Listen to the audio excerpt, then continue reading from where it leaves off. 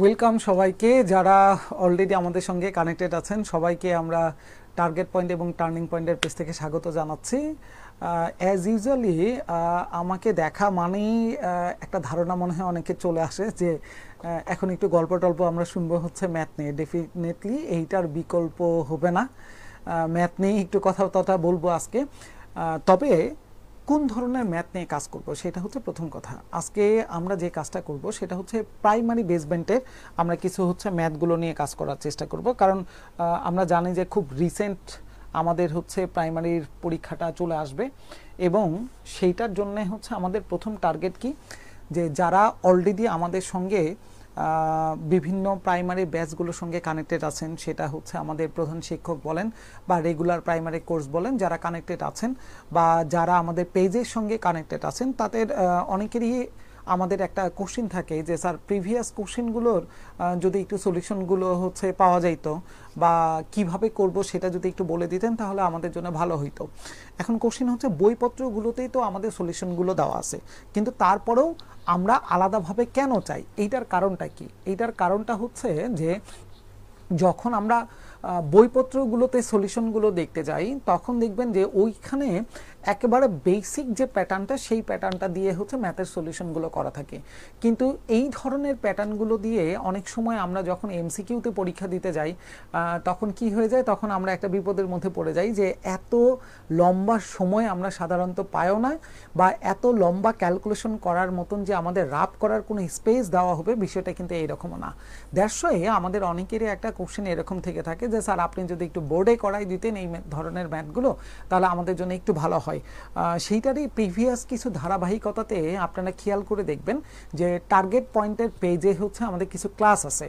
বিগত প্রাইমারিতে আসা পরীক্ষার যে কোশ্চেনগুলো ছিল আমরা টপিক ভিত্তিতে ক্লাস নেওয়া শুরু করছিলাম, যেমন শতকরা, তারপরে জ্যামিতির কিছু ক্লাস হচ্ছে এখানে নেওয়ার চেষ্টা করছি, ত্রিভুজ বেসমেন্টের ভগ্নাংশের কিছু ক্লাস গেছে, মিক্সচারের কিছু মনে হয় ক্লাস এখানে অলরেডি নেওয়া হয়ে গেছে, লস প্রফিটের ক্লাসগুলো নেওয়া হয়ে গেছে।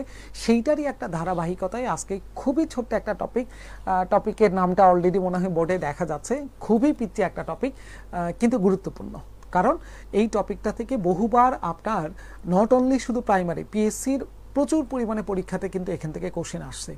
সেইটারই আমরা আজকে কিছু এক্সাম ওরিয়েন্টেড প্রসেসগুলো দেখব, ঠিক আছে? নট অনলি শুধু সলিউশন, এক্সাম ওরিয়েন্টেড, যে আপনি এক্সামে যখন আপনি এন্ট্রি নিলেন, এক্সাম হলে যখন এন্ট্রি নিলেন তখন সেখানকার এনভায়রনমেন্ট কেমন চলে আসে, সেই এনভায়রনমেন্টের উপরে বা বেস করে হচ্ছে যখন আপনি একটা ম্যাথের সলিউশন করবেন তখন আপনাকে কী ধরনের চিন্তাগুলো নিয়ে আপনাকে ক্যালকুলেশনগুলো কাভার করতে হবে, এইটা হচ্ছে আসলে মূল দেখার আমাদের বিষয়টা থেকে থাকে। তাহলে চলেন আমরা টাইম কিল না করে মূল আলোচনার দিকে আগে একটু চলে যাই, যে চলেন গড়ের বিষয়টা আগে, বেসিক আগে বিষয়টা আমরা একটু বোঝার চেষ্টা করি। ছোটোখাটো কিছু গল্প আগে আমরা শুনবো, ডেফিনেটলি সেই গল্পগুলো হচ্ছে আমাদের কোশ্চিনের পার্সপেক্টেই হচ্ছে এই গল্পগুলো, এবং সেখান থেকে একটা ধারণা আমরা নিয়ে দেন আমরা এই ধারণাগুলো অ্যাপ্লাই করার চেষ্টা করব বিভিন্ন ধরনের পরীক্ষাতে, যেটা অলরেডি আমাদের প্রাইমারির অনেকগুলো প্রিভিয়াস যে পরীক্ষাগুলো হয়ে গেছে সে পরীক্ষাতে আপনার চলে আসছে।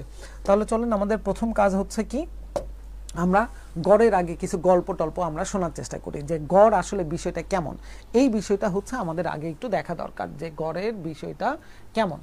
আমরা একেবারে অ্যাজ ইউজুয়ালি যদি কোশ্চেন করি আপনাদেরকে যে আচ্ছা একটু বলেন তো যে আমরা গড় বলতে কি বুঝি, এই গড় এইটা বলতে আমরা কি বুঝি। অনেকেই যেটা হচ্ছে আপনারা অ্যান্সার দেন সেটা হচ্ছে যে যতগুলো সংখ্যা থাকবে এই সংখ্যাগুলোর সমষ্টিকে যতগুলো সংখ্যা সেটা দিয়ে যদি আমি ভাগ করে দিই তাহলে আমরা গড় পাবো, কিন্তু কোশ্চেন কিন্তু আসলে এটা ছিল না, ঠিক আছে? কোশ্চেন এইটা ছিল না যে গড় কিভাবে বের করতে হয়। আমরা এইটা শুনতে চাইছি আমি যে আসলে গড় বলতে কি বোঝা যায়, এই জিনিসটাই আমরা অনেকে এক্সপ্লেইন করতে পারি না। এটাই হচ্ছে সবথেকে ভয়ঙ্কর একটা বিষয়। দেখেন গড় বের করতে হয় কিভাবে সেইটা আমরা জানি, যে গড় কিভাবে বের করতে হয় আমরা সুন্দর করে বলে দিই যে গড় বের করার নিয়ম হচ্ছে সমষ্টিকে যদি আমরা সংখ্যা দ্বারা ভাগ করে দেই, সমষ্টিকে যদি সংখ্যা দ্বারা ভাগ করে দেওয়া হয় তাহলে আমরা কি পাই, আমরা গড় পাই। খুব ভালো কথা, নো ডাউট এটাতে, কিন্তু কোশ্চেন তো আমার এটা ছিল না যে গড় কিভাবে বের করতে হয়। কোশ্চেন ছিল এইটা যে আমরা গড় বলতে কি বুঝি, ঠিক আছে। আচ্ছা, গড় বলতে কি বোঝেন এইটা একটা এক্সাম্পল একটু দেখেন, তাহলে মনে হয় বলাটা আমাদের জন্য একটু সহজ হয়ে যাবে। ফর এক্সাম্পল ধরেন এখানে দুইজন বন্ধু আছে, এ একটা বন্ধু এ একটা বন্ধু, দুইজন বন্ধু। এই দুইজন বন্ধু আপনার একজন আরেকজনকে বলতেছে যে এই তোর পকেটে কত টাকা আছে তুই একটু দেখাতো, ঠিক আছে। এ বলতেছে যে আমার পকেটে 10 টাকা আছে, এ বলতেছে আমার পকেটে 20 টাকা আছে। এই দুইজন এখন কি করলো, দুইজনের টাকা ধরেন একটা জায়গায় জমা করলো। জমা করার পরে এখন দুইজন ডিসিশন নিল যে আচ্ছা ঠিক আছে, আমাদের পকেটে আগে কত ছিল সেই চিন্তা বাদ, আমরা যদি এখন কি করতে চাই, আমরা যদি এখন এই টাকাটা সমান করে ভাগ করে নিতে চাই, তাহলে দেখি তো যে কে কত টাকা পাবো। তাহলে দেখেন আমাদের এই দুইজনের হাতে কত টাকা ছিল, 10 টাকা আর 20 টাকা, টোটাল 30 টাকা। এই 30 টাকা তারা চাচ্ছে যে তারা দুইজন সমান করে ভাগ করে নেবে। তাহলে সমান করে ভাগ করে নেওয়া মানে এই টাকাকে কয়জনের মধ্যে ভাগ করে দিব, দুইজনের মধ্যে। তাহলে 2 দ্বারা ভাগ করব, সমান করে ভাগ হয়ে যাবে। তাহলে 30কে 2 দ্বারা ভাগ করলে কত চলে আসতেছে, 15। তার মানে এই প্রথম বন্ধুটাও আপনার এখন পাবে 15 টাকা, দ্বিতীয় বন্ধুটাও পাবে হচ্ছে কত টাকা, 15। আলটিমেটলি টাকার কিন্তু কোনো পরিবর্তন হয়নি। খেয়াল করে দেখেন আমাদের আগেও টাকা ছিল হচ্ছে কত, 30 টাকা দুইজনের মিলে, এখনো কিন্তু দুইজনের কাছে কত টাকায় আছে, 30 টাকা আছে। টাকা কিন্তু কম বেশি হয়নি। তাহলে এখন কোশ্চেন দেখেন, এই যে আমরা 15 টাকা নিয়ে আসলাম সেটাকে আমরা ম্যাথমেটিক্যালি বলতেছি যে এটাই হচ্ছে গড়। তাহলে সহজ কথা যে গড় বলতে আসলে আমরা তাহলে কি করলাম, আমরা এখানে কি বুঝলাম, দুইজনের টাকাকে আমরা কি করছি, দুইজনের মধ্যে সমান করে ভাগ করে দিছি। তাহলে এই শব্দটাই হচ্ছে দরকার, যে সমানভাবে ভাগ করে দেওয়া। গড় বলতে আমরা বুঝি হচ্ছে ইকুয়াল ডিস্ট্রিবিউশন বা সমানভাবে ভাগ করা, সমান ভাবে ভাগ করা, এটাই হচ্ছে মূল কথা, আর কিচ্ছু না। এখন এই কথাটাই আমরা অনেকে বুঝি, কিন্তু সেই জিনিসটা যে আসলে গড় এইটাকে আমরা বুঝি না। কারণ আমরা সব সময় ফোকাস করি হচ্ছে শব্দটার দিকে, যে ম্যাথমেটিক্যালি শব্দটা কি পাইলাম, গড় গড় গড়, এই যে গড়ের বিষয়টা। তাহলে আপনাকে তো আগে বুঝতে হবে যে গড় জিনিসটা কি। আপনাকে এইটা আগে বোঝা যাবে না যে আপনি গড়টা কিভাবে বের করবেন, ঠিক আছে। তাহলে আপনি যদি এইটাই না বুঝেন যে গড় জিনিসটা কি, তাহলে আপনি কি মুখস্থ করবেন যে কিভাবে বের করব, না। তাহলে আপনাকে আগে এটা বুঝতে হবে যে গড় বলতে আসলে আমরা কি বুঝি। গড় বলতে সহজ কথা আমরা বুঝি হচ্ছে সমানভাবে ভাগ করে দেওয়া। সেখানে এখন দুইজন থাকলে দুইজনের মধ্যে, তিনজন থাকলে তিনজন, 10 জন থাকলে 10 জনের মধ্যে, এই সমান করে ভাগ করে দিতে গেলে যে অ্যামাউন্টটা আসে সেটাই হচ্ছে গড়। এখন এই সমান করে ভাগ করে দিবেন কিভাবে, এইটা দেখেন এখন কিন্তু আর আপনাকে ম্যাথমেটিক্যালি চিন্তা করার দরকার হয় না। কেন? কারণ দুইজনের টাকা সমান করে ভাগ করে দিবেন। তাহলে আপনি আগে কি এই কোশ্চেনটাই করবেন না যে স্যার দুইজনের কাছে কয় টাকা আছে, এই যে দুইজনের কাছে এই টাকাটা আছে। তাহলে এই টাকাটা আপনি এখন দ্বিতীয় কোশ্চেন কি করবেন, স্যার কয়জনের মধ্যে সমান করে ভাগ করে দিতে হবে। আমি বললাম যে দুইজনের মধ্যে সমান করে ভাগ করে দেন। তাহলে দুইজনের মধ্যে ভাগ করে দেওয়া মানে 2 দ্বারা ভাগ করা। এটাই যদি বলতাম 3 জনের মধ্যে ভাগ করে দেন, তাহলে আপনি কি বলতেন, 3 দ্বারা ভাগ করব। যদি এটাই বলতাম 5 জনের মধ্যে ভাগ করে দেন, তাহলে আপনি 5 দ্বারা ভাগ করতেন। তাহলে এইটাকে কেন আমরা ম্যাথমেটিক্যালি মুখস্থ করব, যে গড় ইকুয়াল টু আমরা কি করি, সমষ্টি ডিভাইডেড বাই পদসংখ্যা দ্বারা ভাগ বা সংখ্যা দ্বারা ভাগ, এইরকম করে জটিল জটিল সব শব্দ দিয়ে আমরা বোঝার চেষ্টা করি। জটিল শব্দ দিয়ে বোঝার কোনো দরকার নেই। প্র্যাকটিক্যালি আমরা যে জিনিসগুলো বুঝি সেটা দ্বারাই আমরা বোঝার চেষ্টা করি, তাহলে আমাদের জন্য মাথায় রাখাটা অনেক সহজ হয়ে যাবে। তাহলে গড়ের বিষয়টা বুঝে নিলেন যে গড় বলতে কি বোঝা যায়, এবং গড় বলতে কি বোঝা যায় সেটা জানলে গড় কেমনে বের করতে হয় সেটাও আপনারা বের করতে পারবেন। এটা আবারও বলতেছি মুখস্থ করা কোনো বিষয় না। এইবারে দেখেন গড়ের আরো কিছু হচ্ছে বিষয় আমরা বোঝার চেষ্টা করি। ধরেন আপনারা দুইজন বন্ধু ডিসিশন নিলেন যে আমরা আমাদের পাড়াতে একটা ক্লাব তৈরি করব, কথার কথা, এবং ডিসিশন নিলেন আপনারা এইভাবে যে আপনারা 10 টাকা করে নিয়ে এই ক্লাবে জয়েন করবেন। ক্লাবের মেম্বার হইতে গেলে 10 টাকা নিয়ে জয়েন করতে হবে। ধরেন আপনারা দুইজন বন্ধু কত করে দিলেন, 10 টাকা 10 টাকা, তার মানে গড় কত চলে আসছে, গড় 10 টাকায় আছে। কয়েকদিন পরে আরেকজন বন্ধু এসে যদি জয়েন করে 10 টাকা নিয়ে, তাহলে দেখেন আমাদের গ্রুপের মেম্বার কিন্তু বেড়ে গেল, 3 জন হয়েছে, কিন্তু গড় 10-এ আছে। কয়েকদিন পরে আরেকজন বন্ধু এসে জয়েন করলো 10 টাকা নিয়ে, তাহলে গ্রুপের মেম্বার বেড়ে গেল 1 জন, কিন্তু গড় 10-ই আছে। আবার কয়েকদিন পরে এই বন্ধুটা এই পাড়া থেকে চলে যাবে, সে বলল যে আমি আর তো এই ক্লাবের সঙ্গে অ্যাটাচমেন্টে থাকতে পারবো না, আমি এখান থেকে চলে যাইতে চাচ্ছি আমি, তুমি আমাদের কি করে দাও, আমার টাকাটা ফেরত দাও। তাহলে এই বন্ধুটা এখান থেকে চলে গেল 10 টাকা নিয়ে, ঠিক আছে।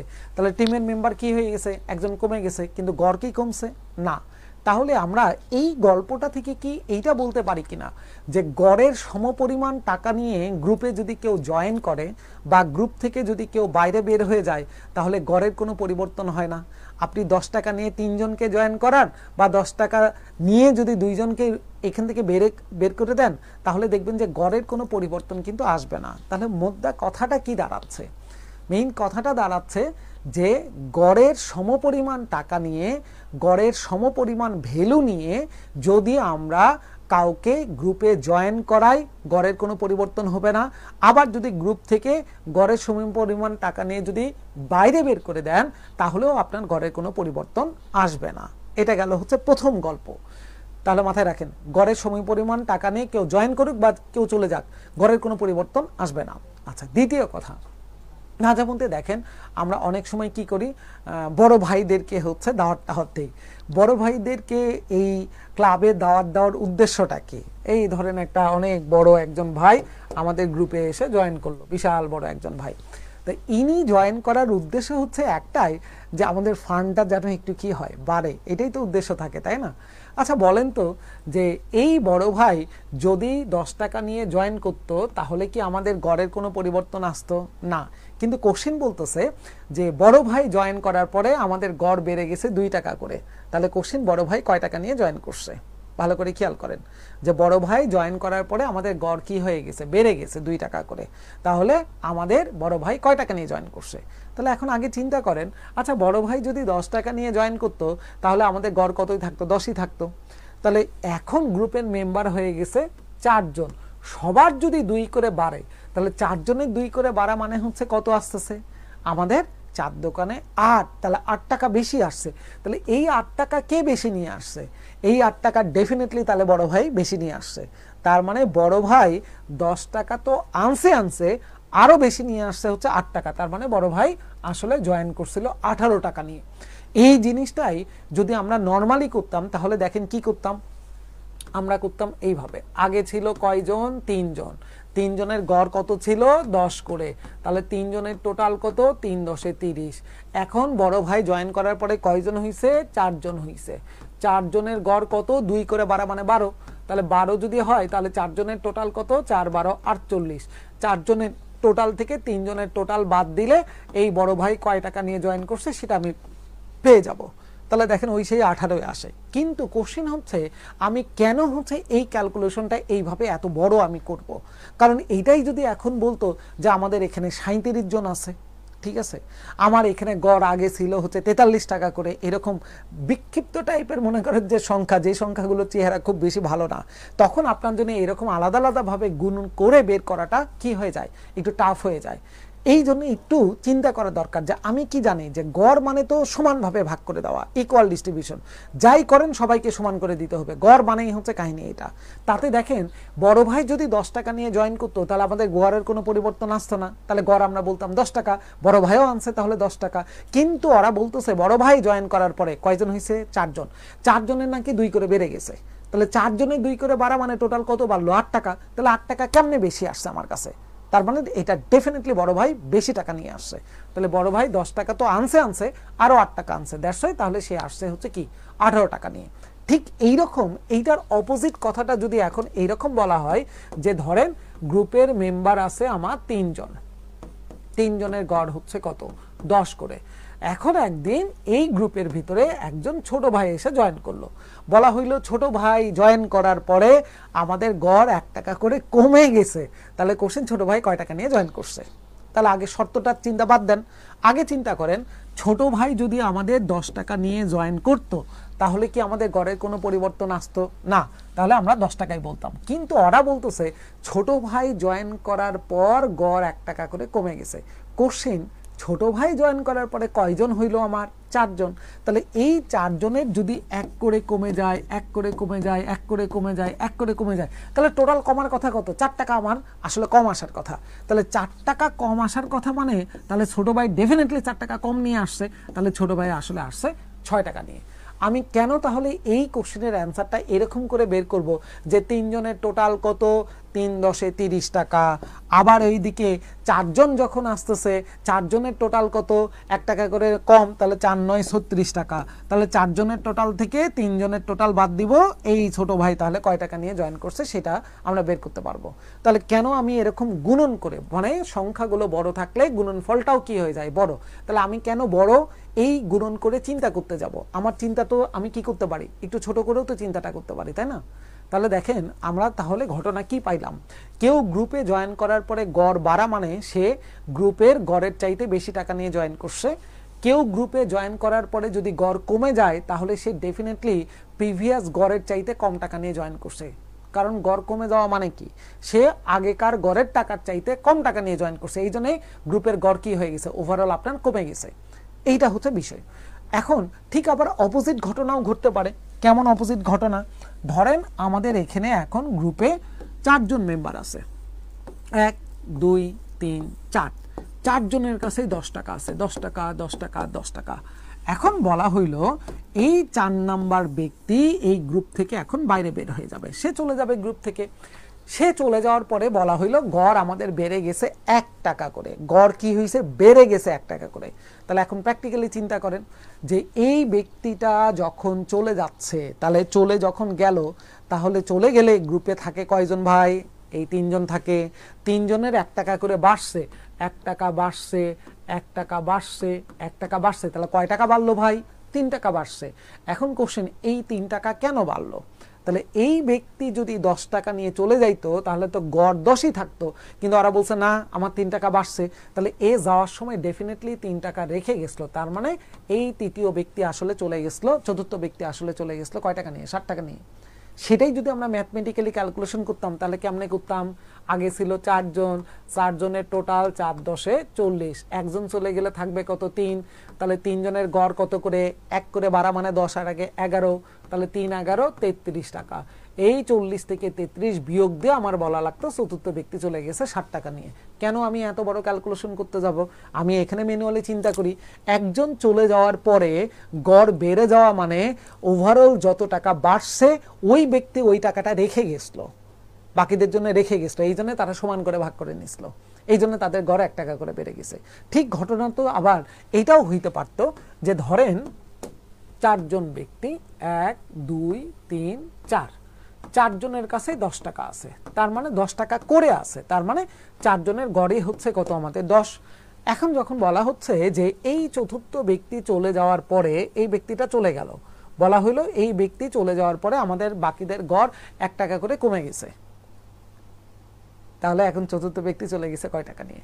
এখন কোশ্চেন, এই যে 1 টাকা করে কমে গেল সেটা কয়জনের কমলো, 1 টাকা কমছে, 1 টাকা কমছে, 1 টাকা কমছে, তাহলে কয়জনের কমে যাচ্ছে, আমাদের 3 জন ব্যক্তির টাকা কমে গেছে। কয় টাকা কমছে, 3 টাকা। তাহলে 3 টাকা কেন কমলো? তাহলে এই চতুর্থ ব্যক্তি যাওয়ার সময় তার নিজের 10 টাকা তো নিয়ে গেছে, বাকিদের কাছ থেকেও আরো 3 টাকা নিয়ে চলে গেছে, তার মানে এই ব্যক্তিটা আলটিমেটলি চলে গেছে হচ্ছে 13 টাকা নিয়ে। তার মানে গ্রুপ থেকে কেউ চলে যাওয়ার পরে যদি বাকিদের গড় বেড়ে যায় তাহলে সে ডেফিনেটলি গড়ের চাইতে কম টাকা নিয়ে চলে গেছে। আর কেউ চলে যাওয়ার পরে যদি গড় আমাদের কমে যায় তাহলে ডেফিনেটলি আপনার এই ব্যক্তিটা গড়ের চাইতে বেশি টাকা নিয়ে চলে গেছে, এই জন্যই তো বাকিদের টাকা নিয়ে যাওয়ার কারণে বাকিদের টাকা কমে গেছে ভাই। এটা এখন কোশ্চিন হচ্ছে কেন এইভাবে আপনি চিন্তা করবেন, যেমন আরিফুলের একটা কোশ্চিন কমেন্টস এখানে ছিল যে কখনো এইভাবে চিন্তা করি নাই। হ্যাঁ, চিন্তা করা দরকার, কারণ হচ্ছে কি দেখেন, আমরা যখন কোনো একটা টার্মস পাই যে গড়, এটা একটা টার্মস, তখন আমরা মনে করি না জানি এটা আধ্যাত্মিক কোনো একটা বিষয়, ওই জিনিসটার উপরে তখন ফোকাস করি, কিন্তু আমরা কখনোই এই জিনিসগুলোকে প্র্যাকটিক্যাল লাইফের সঙ্গে কানেক্টেড করি না। এই যখন আমরা কানেক্টেড করতে পারবো তখন জিনিসটার প্রতি আমাদের ভালো লাগাটা তৈরি হয়, আমরা ওই জিনিসগুলোর মেকানিজমটা বুঝি। কিন্তু আপনি যখন গড়কে গড়ের জায়গায় রাখতেছেন, এগুলো তো প্র্যাকটিক্যাল কথা, বলেন এগুলো কি প্র্যাকটিক্যাল না? এগুলো সব প্র্যাকটিক্যাল। আপনারা আমার দেখেন আশেপাশে এই ধরনের ঘটনাগুলো কিন্তু আমাদের লাইফে অনেকবার এরকম ঘটনা ঘটছে, ঘটনায় অনেক ঘটছে, খেয়াল করে দেখেন। কিন্তু এইটাই যে গড়ের সঙ্গে রিলেটেড করা, এই রিলেশনটাই হচ্ছে আমরা করতে পারি না। এই কারণে আমাদের কাছে টার্মসগুলো মনে হয় অনেক জটিল জটিল, ম্যাথগুলোকে মনে করি আমরা অনেক জটিল। আসলে ম্যাথগুলো তো আমাদের প্র্যাকটিক্যাল লাইফেরই একটা অংশ। তো তাই না? তাহলে এই জিনিসগুলো যদি একটু কানেক্টেড করতে পারেন তাহলে দেখবেন যে ঘটনাগুলো অনেক সহজ। আচ্ছা, এইবারে চলেন আমরা যতটুকু এখান থেকে গল্প টল্প শোনার চেষ্টা করছি সেই জায়গাগুলো আমরা বোঝার চেষ্টা করতেছিলাম। একটু গল্পটা শোনার চেষ্টা করি। ধরেন আপনাকে বলা হইলো এইরকম যে আপনি কোনো একটা জায়গায় 1টা 2টা 3টা 4টা টেস্ট দিছেন। কয়টা পরীক্ষা দিছেন? 4টা পরীক্ষা দিছেন, ঠিক আছে। এখন বলা হইলো যে এই 3টা পরীক্ষার নাম্বার, ধরেন এখানে দিলাম যে এই পরীক্ষাতে পাইছেন 20 নাম্বার, এটাতে পাইছেন 25 নাম্বার, এটাতে ধরেন পাইছেন হচ্ছে আপনার 30 নাম্বার, কথার কথা এরকম এলোমেলো নাম্বার দিলাম। এখন বলা হইলো যে আপনার এই চতুর্থ টেস্টে কত পাইলে আপনার গড় এখানে চলে আসবে হচ্ছে কত নাম্বার? গড় চলে আসবে ধরেন বলা হলো 40, ঠিক আছে। 40 আমি একটু কমাই দিই, ধরেন হচ্ছে আচ্ছা 40ই দিলাম, থাকলো এই জায়গাটাই, ঠিক আছে। আচ্ছা, তাহলে এখন কোশ্চেন হচ্ছে যে আমাদের চতুর্থ টেস্টের নাম্বারটা কত চলে আসলে আমাদের গড় চলে আসবে হচ্ছে 40। এখন এই বিষয়টাকে আমরা নর্মালি কি করতাম? আমরা নর্মালি অঙ্ক হইলে যেটা করি যে 4টা টেস্টের হচ্ছে টোটাল কত, 4 গুণন 40, তাহলে 4 40 160।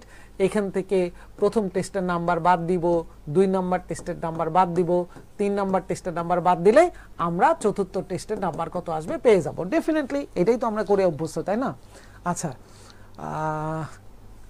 প্রচন্ড শব্দ হচ্ছে, বৃষ্টি হচ্ছে, বৃষ্টির শব্দে আপনার ক্লাস করতেছে কে? এটা সজীব। আচ্ছা, হ্যাঁ, বৃষ্টির মধ্যে ম্যাথ করতে ভালোই লাগে, ঠিক আছে। আশেপাশে চানাচুর মুড়ি যদি থাকে তাহলে আর একটু ভালো লাগার কথা। আর যদি দুপুরে হচ্ছে একটু ইলিশ খিচুড়ি হয় তাহলে তো মনে হয় ধরে রাখা যায় না, তাই না? আচ্ছা, যাই হোক, এবার একটু এইদিকে তাকাই। তাহলে আমরা নর্মালি কি জানি যে 4টা টোটাল থেকে 3টা টেস্টের নাম্বার বাদ দেবো, চলে আসবো। কিন্তু আমরা এইভাবে করতে চাচ্ছি না, আমরা চাচ্ছি একটু চিন্তাটাকে রিভার্স করেন। আচ্ছা, তাহলে এবার একটু চিন্তা করেন, আমরা গড় বলতে কি বুঝি? আমরা গড় বলতে বুঝি যে সমান করে ভাগ করে দেওয়া। আচ্ছা, যদি তারা বলে যে 4টা টেস্টের গড় 40, তার মানে সবগুলোই কত হওয়ার কথা? এটাও 40, এটাও 40, এটাও 40, এটাও 40 হওয়ার কথা ছিল, তাই না? বিষয়টা অবশ্যই 40 হওয়ার কথা ছিল। কিন্তু এখন বলেন এইটা কি 40 হইছে? না, এখানে আরো 20টা নাম্বার আপনার প্রয়োজন। এটাও 40 হয়নি, আপনার আরো এখানে নাম্বার প্রয়োজন কত? 15। এটাও আপনার 40 হয়নি, আরো দরকার হচ্ছে 10। তার মানে টোটাল আপনার এখানে দরকার হচ্ছে আরো কত? 20, 30, 40, 45। তার মানে আরো 45 দরকার, 150। তাহলে মানে আপনার এই চতুর্থ টেস্টের নাম্বার হওয়া লাগবে হচ্ছে কত? 85 নাম্বার হওয়া লাগবে। তাহলে আপনার গড় চলে আসবে হচ্ছে কত? 40। দেখেন, এই ঘটনাগুলো কিন্তু আপনার জন্য ক্যালকুলেশন করা কি অনেক সহজ, ঠিক আছে। অনেক কি হয়, সহজ হয়ে যায় না? তাহলে এখন এই যে ঘটনা যে 20, 25, 30, 30, 40, 50, 60, 70, 75, এখান থেকে যদি 75 বাদ দিয়ে দেই তাহলে 75 বাদ দিলে আপনার দেখেন কত চলে আসে, ঠিক আছে, 85 চলে আসে, ওই 85 আসবে। কিন্তু আমার কথা হচ্ছে বড় কেন ক্যালকুলেশন করতে যাবেন আপনি? আপনি যদি ছোট ছোট ক্যালকুলেশন করে নিয়ে আসতে পারেন তাহলে আপনার বড় তো ক্যালকুলেশন করার এখানে কোনো প্রয়োজনই নাই। তাহলে এই চিন্তাগুলোকে আমি চাচ্ছি যে আপনারা শুধু ম্যাথমেটিক্যালি চিন্তা ভাবনা করেন না, আপনার চিন্তা ভাবনাগুলোকে প্র্যাকটিক্যালের সঙ্গে একটু ম্যাচ করানোর চেষ্টা করেন। তাহলে দেখবেন যে এই ম্যাথগুলো কভার করাটা অনেক সহজ হয়ে যাবে। ফর এক্সাম্পল, চলেন আমরা একটু এক্সাম্পল দেখার চেষ্টা করি এখন। আচ্ছা, আমরা চলে আসলাম আমাদের কোশ্চেনের জায়গাতে। আমরা একটু দেখি আমাদের প্রথম কোশ্চেনটা কোনটা। এই যে প্রথমে একটা কোশ্চেন দেখা যাচ্ছে, দেখেন অলরেডি প্রাইমারি পরীক্ষাতে আসা কোশ্চেন এটা, যে 3টি সংখ্যার গড় 6, এর মধ্যে 3টি সংখ্যা সহ মোট 4টি সংখ্যার গড় 8 হলে চতুর্থ সংখ্যাটির অর্ধেক মান কত চলে আসবে? আমরা খুব ঠান্ডা মাথায় আগে প্র্যাকটিক্যালি অ্যাজ ইউজুয়ালি ছোটবেলায় কি করতাম সেটা দেখেন। 4টি সংখ্যার গড় হচ্ছে 8, তাহলে 4টার টোটাল কত আসবে? আমরা 4টার টোটাল তাহলে বলতাম 4টার টোটাল 4 গুণন গড় হচ্ছে কত? 8, তাহলে 4 8 32। আর ওইদিকে বলা ছিল যে 3টার গড় হচ্ছে 6, তাহলে এই 3টা নাম্বারের টোটাল কত চলে আসবে? আমরা 3টার টোটাল তাহলে বলতাম 3 গুণন 6, তাহলে 3 6 18। তাহলে আমরা 4টার টোটাল থেকে 3টা যদি আমরা বাদ দিয়ে দেই তাহলে আমাদের চতুর্থ নাম্বারটা পেয়ে যাব। তাহলে চতুর্থ নাম্বারটা কত? 32 থেকে যদি আপনি 18 বাদ দিয়ে দেন তাহলে আপনার কত থাকে? 14। এখন কোশ্চেন বলছে এই চতুর্থ নাম্বারের অর্ধেক, তাহলে এই চতুর্থ নাম্বারের আমার যদি অর্ধেক দরকার হয় তাহলে কত আসবে? তাহলে 14র অর্ধেক চলে আসবে হচ্ছে 7। তার মানে উত্তর আমাদের চলে আসবে হচ্ছে 7। এইটা হচ্ছে একেবারে বাচ্চাদের মতন করে চিন্তা ভাবনা। এই চিন্তা ভাবনাটা আশা করি সবার ক্লিয়ার। এইটা নিয়ে মনে হয় ঝামেলা টামেলা হওয়ার কথা নয়। কিন্তু কোশ্চেন হচ্ছে এইটা যে আপনি পরীক্ষার হলে গেলে কি এইভাবে স্যার করতেন? না, আমি পরীক্ষার হলে গেলে জীবনও এইভাবে করতাম না। এখন কোশ্চেন হচ্ছে তাহলে স্যার কি করতেন আপনি? আসেন তাহলে সেই ঘটনাটাই দেখার চেষ্টা করি যে কি করতাম আমি। খুব ভালো করে খেয়াল করেন, আমাদের প্রথমে নাম্বার ছিল কয়টা? আমরা একটু দেখে নেই যে উত্তরটা কত। এই যে উত্তর দেখেন 7। আচ্ছা, কোশ্চেনের কথা অনুযায়ী প্রথম 3টার গড় হচ্ছে 6। এই ধরেন 3টা নাম্বার, সবগুলো কত করে আছে? 6 করে আসছে, তাই না? এখন এদের সঙ্গে একটা চতুর্থ নাম্বার যোগ হয়ে গেল। এই হচ্ছে চতুর্থ নাম্বার, ব্ল্যাক কালারটা। ওরা বলতেছে এই চতুর্থ নাম্বারটা যোগ হয়ে যাওয়ার কারণে গড় 8 চলে আসছে। আচ্ছা বলেন তো, গড় যদি 8ই হয়, গড় যদি 8 হয়, এই চিন্তাটার একটু বাদ দেন। আগে বলেন তো, চতুর্থ নাম্বারটা যদি 6 নিয়ে জয়েন করতো, চতুর্থ নাম্বারটা যদি 6 নিয়ে জয়েন করতো, তাহলে কি আমাদের গড়ের কোনো পরিবর্তন আসতো? না, আমাদের গড়ের কোনো পরিবর্তন আসতো না। তাহলে আমরা কি বলতাম? গড় 3টার ছিল 6, চতুর্থ নাম্বার 6 আসছে, তাহলে গড় 6ই থাকতো। কিন্তু ওরা বলছে না, চতুর্থ নাম্বার আসার কারণে গড় আমার বেড়ে গেছে 8, তার মানে 2 করে বাড়ছে। তাহলে এখন আপনিই বলেন তো, 2 করে বাড়া মানে কয়টা সংখ্যার বাড়ছে? 4টার। তাহলে 4টা সংখ্যা 2 করে বাড়া মানে 4 দোকানে 8 বাড়া, তার মানে চতুর্থ নাম্বারটা 8 আর 6 যোগ করলে কত চলে আসে? 14। কোশ্চেন বলছে এটারই অর্ধেক বলেন, তাহলে 14 এর অর্ধেক কত? 7। অঙ্ক শেষ। তাহলে আপনি একটু খেয়াল করে দেখেন, এই অঙ্কটা কি তাহলে আপনার করার কোনো দরকার ছিল? আপনি মুখে মুখে পারতেন না যে 3টা সংখ্যার গড় 6, চতুর্থ নাম্বার 6 হইলে গড়ের 6ই থাকার কথা 6। কিন্তু ওরা বলছে না, চতুর্থ নাম্বার যোগ হয়ে যাওয়ার কারণে 4টা নাম্বারে গড় হয়ে গেছে 8। তাহলে 4টা নাম্বার বাড়লো কত করে? 2 করে। তাহলে 4 দোকানে 8 বাড়ছে। তাহলে চতুর্থ নাম্বার 6 তো আনছে আরো বেশি আনছে 8। তাহলে 6 8 যোগ করতে কি আপনার ক্যালকুলেটর দরকার? খাতা কলম লাগবে না? আপনি তো এমনিই বলতেছেন 6 আর 8 কত? 14। তাহলে চতুর্থ নাম্বারটাই 14। কোশ্চেন বলছে তার অর্ধেক, তাহলে 14 এর অর্ধেক কত? 7। তাহলে অঙ্কের উত্তর শেষ 7। আপনি কেন তাহলে ওইভাবে লিখে লিখে করতে যাবেন? এই বিষয়টা কি বোঝানো গেল কিনা দেখেন। এটা কিন্তু প্র্যাকটিক্যাল কোশ্চেন। তাহলে এটা একটু বলেন যে এটা কি বোঝা গেল কিনা। ঠিক আছে? আচ্ছা, সুমা বলতেছে আপনার ক্লাস অনেক ভালো লাগে, থ্যাংক ইউ। পরীক্ষার জন্য কোন বই? প্রিভিয়াস কোশ্চেনগুলো আগে একটু দেখেন। ঠিক আছে, যেই ব্যাংকেই যান না কেন আপনি প্রিভিয়াস কোশ্চেনগুলো আগে একটু দেখবেন, তাহলে একটা ধারণা পাবেন। ওকে, তাহলে এইটা আশা করি হচ্ছে আপনাদের ক্লিয়ার।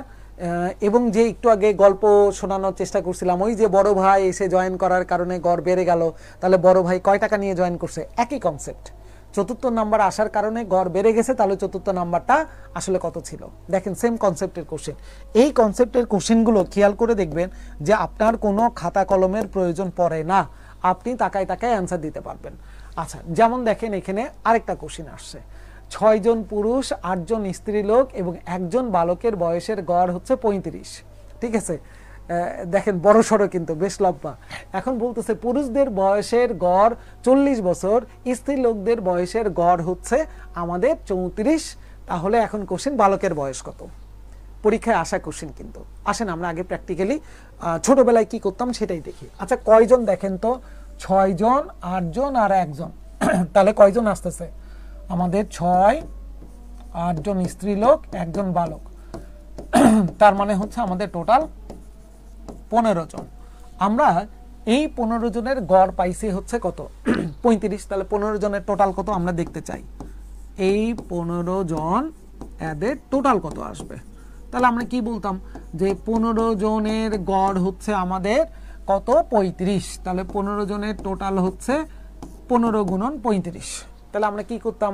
5 15 75 এর 5 হাত থাকলো হচ্ছে কত? 7। ঠিক আছে, তারপরে 3 15 45, 46 47 48 49 50 51 52 এরকম করে আমরা বলতাম 500 কত? 25। আচ্ছা, গেল 525, ভালো কথা। এরপরে আবার কি করতাম? পুরুষদের গড় 40। তাহলে পুরুষ ছিল কয়জন? 6 জন। তাহলে আমরা এখন কাজ করতেছি পুরুষ নিয়ে, পুরুষদের। তাহলে পুরুষদের টোটাল তাহলে কত আসতো? পুরুষ কয়জন? 6 জন। এই 6 জনের গড় হচ্ছে কত? 40। তাহলে 6 জনের টোটাল কত? 4 6 24 240। আবার হচ্ছে আমরা কি করতাম? আমরা এইদিকে স্ত্রী লোকদের হচ্ছে টোটাল বের করতাম। স্ত্রী লোকদের টোটাল কত আসবে আমরা একটু দেখতে চাই। বলেন তো, স্ত্রী লোক কয়জন ছিল? 8 জন। এই 8 জনের গড় কত করে ছিল কোশ্চেন বলে দিছে এই 8 জনের গড় হচ্ছে 34 ঠিক আছে তাহলে 8 জনের টোটাল তাহলে আমাদের কত চলে আসবে 8 জনের টোটাল হচ্ছে আমাদের তাহলে আমরা নরমালি ক্যালকুলেশন করলে 4 8 32 32 এ 2 হাত থাকলে হচ্ছে কত 3 তারপরে করতাম 3 8 24 25 26 27 এই 272 তাহলে এখন দেখেন আমরা এই 15 জনের টোটাল থেকে পুরুষদের আর স্ত্রীদের যদি আমরা টোটালটা বাদ দিতে পারি তাহলে তো মনে হয় আমাদের কি চলে আসার কথা আমাদের এই জায়গাটাই ওই বালকের সংখ্যাটা চলে আসার কথা তাহলে এবার আমাকে একটু হেল্প করেন 525 থেকে হচ্ছে আমরা কাকে কাকে বাদ দিব 525 থেকে আমরা বাদ দিব প্রথমে হচ্ছে স্ত্রীলোকদের পুরুষদের তাহলে 525 থেকে বাদ দিব হচ্ছে 240 তাহলে 240 বাদ দেন 240 বাদ দিলে আমাদের থাকার কথা কত 285 থেকে আবার আমরা বাদ দিব হচ্ছে কত 272 তাহলে 272 যদি আমরা বাদ দিয়ে দেই তাহলে আমরা অ্যানসার কত পাবো অ্যানসার হচ্ছে আমাদের চলে আসবে 13 এই হচ্ছে আমাদের অ্যানসার সুন্দর করে চলে আসলো কত অ্যানসার 13 এই 13 তাহলে কার বয়স ওই বালকের বয়সটাই হচ্ছে 13 তার মানে উত্তর আমরা পেয়ে গেছি 13 এখন দেখেন এই যে ক্যালকুলেশন আপনি করতেছেন খেয়াল করে দেখেন আপনার এখানে ক্যালকুলেশন কয়টা করতে হইছে একটা দুইটা তিনটা এটা থেকে এটা বাদ দিবেন চারটা এটা থেকে আবার এটা বাদ দিবেন পাঁচটা তার মানে আপনার পাঁচটা ক্যালকুলেশনের স্টেপ কভার করার পরে আপনি এই কোশ্চেনের উত্তরটা পাচ্ছেন কিন্তু আমরা একটু প্র্যাকটিক্যালি এই জায়গাটায় এখন চিন্তা করার চেষ্টা করব এইভাবে আর না ঠিক আছে অঙ্ক আমরা ছোটবেলায় যা করতাম সেটা বোর্ডে এখন দেখতেই পাচ্ছেন যে 15 জন টোটাল কয়জন ছিল 6 জন 8 জন 14 আর 1 জন 15 তাহলে 15 জনের গড় ছিল 35 তাহলে 15 জনের টোটাল আমি পেয়ে গেছি সেখান থেকে পুরুষদের টোটাল আমরা বাদ দিয়ে দিলাম স্ত্রী লোকদের টোটাল আমরা বাদ দিয়ে দিছি তাহলে এগুলো যদি বাদ দিয়ে দিই তাহলে এগুলো কি চলে আসতেছে আমাদের যে বয়সটা পাবো সেটাই হচ্ছে আমাদের বালকের বয়স আশা করি এইটা ক্লিয়ার এই চিন্তা বাদ ঠিক আছে এই চিন্তা বাদ এত বড় বড় আমরা ক্যালকুলেশন করতে পারবো না সহজ হিসাব এইবারে এখন আপনি জিনিসটাকে বোঝেন আগে দেখেন আপনার আগে ছিল হচ্ছে টোটাল কতজন আগে ছিল হচ্ছে টোটাল 15 জন আমরা উত্তরটা দেখে নিই উত্তর কত উত্তর হচ্ছে 13 দেখেন তারাও বলতেছে এই 15 জনের খুব ভালো করে খেয়াল করেন গড় কত বলছিল 35 তার মানে সবার 35 আসার কথা ছিল কিন্তু দেখেন এই 15 জন মূলত ভাগ হয়ে গেছে তিনটা ভাগে প্রথম ভাগে আছে হচ্ছে আমার পুরুষ কতজন ছিল 6 জন তাদের গড় কত ছিল 40 এই 6 জন কারা পুরুষ পুরুষ তারপরে ছিল হচ্ছে আমাদের স্ত্রী লোক কতজন ছিল আমাদের 8 জন 8 জন ছিল স্ত্রী আমি বোঝানোর জন্য এই ছবিগুলো আঁকতেছি এই স্ত্রী লোকদের গড় কত ছিল আমাদের 34 আর লাস্টে ছিল হচ্ছে আমাদের একজন বালক এই বালকের কত সেটাই হচ্ছে কোশ্চেনের চাওয়াটা ছিল এখন আসেন আমরা এবারে প্র্যাকটিক্যালি করার চেষ্টা করি যে এই জিনিসটা আসলে কেমন করে চিন্তা করা যেতে পারে 15 জনের গড় 35 মানে সবার কত করে আসার কথা ছিল সবার 35 কথা কি সত্যি না মিথ্যা খেয়াল করেন গড় বলা মানেই তো ইকুয়াল ডিস্ট্রিবিউশন তাহলে আমরা বলতে পারি 15 জনের গড় 35 বলা মানে আপনার বালক বলেন স্ত্রী লোক বলেন আর পুরুষ বলেন সবার গণহারে কত 35 এরও 35 হওয়ার কথা ছিল সবার কত করে হওয়ার কথা ছিল 35 তাদেরও হওয়ার কথা ছিল 35 তাদেরও হওয়ার কথা ছিল কত 35 তাই তো হওয়ার কথা ছিল হ্যাঁ না না এখন আপনি একটু খেয়াল করে দেখেন এই গ্রুপটার কথা খুব ভালো করে বোঝেন এই গ্রুপ আচ্ছা এই গ্রুপে কয়জন আছে 6 জন 6 জনের কত করে আছে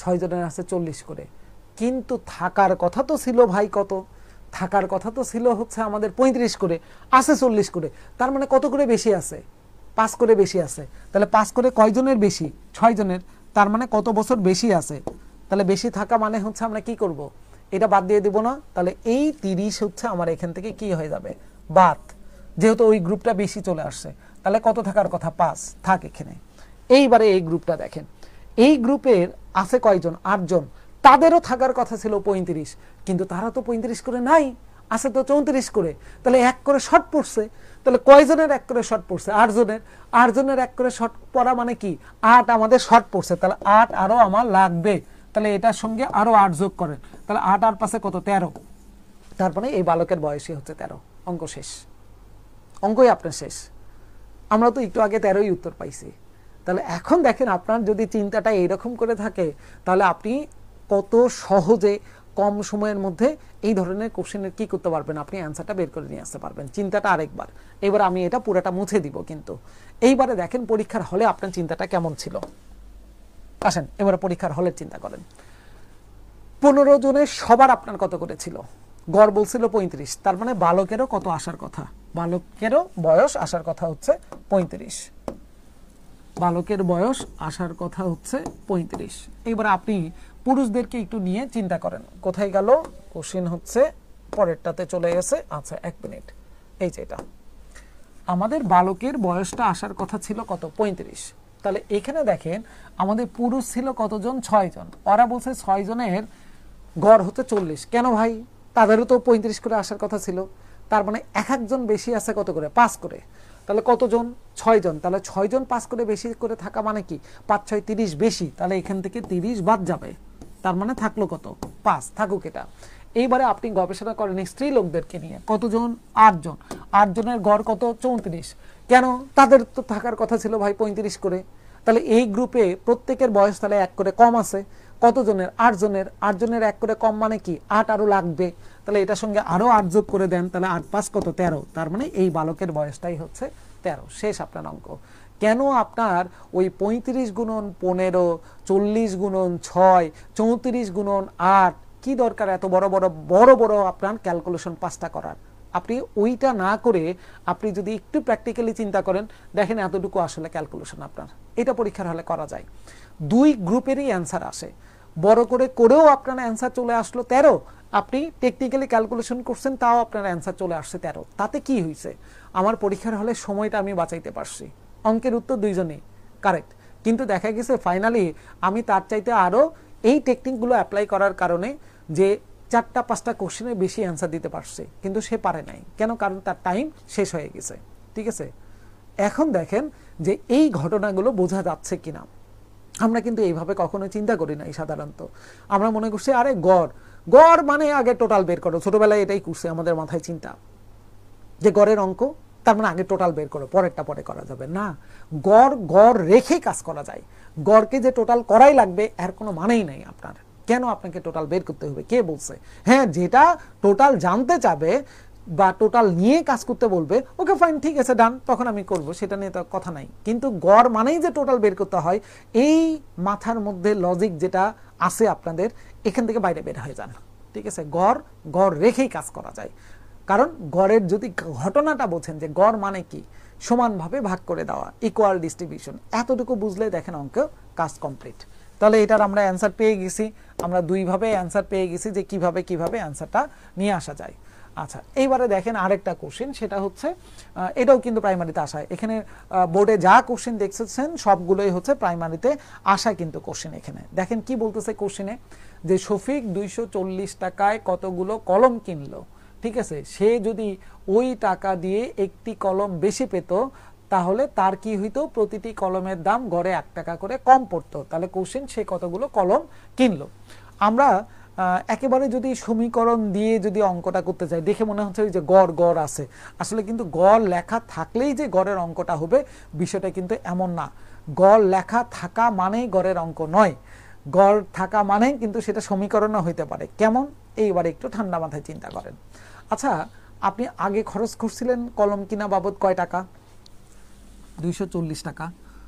240 টাকা। আজকেও আপনি কলম কিনা বাবদ খরচ করতেছেন কত টাকা? 240 টাকায়। হ্যাঁ না? না, হ্যাঁ, কথা তো সত্যি। আপনি আগে কলম কয়টা পাইছিলেন বা কিনছিলেন সেটা কি জানেন? না।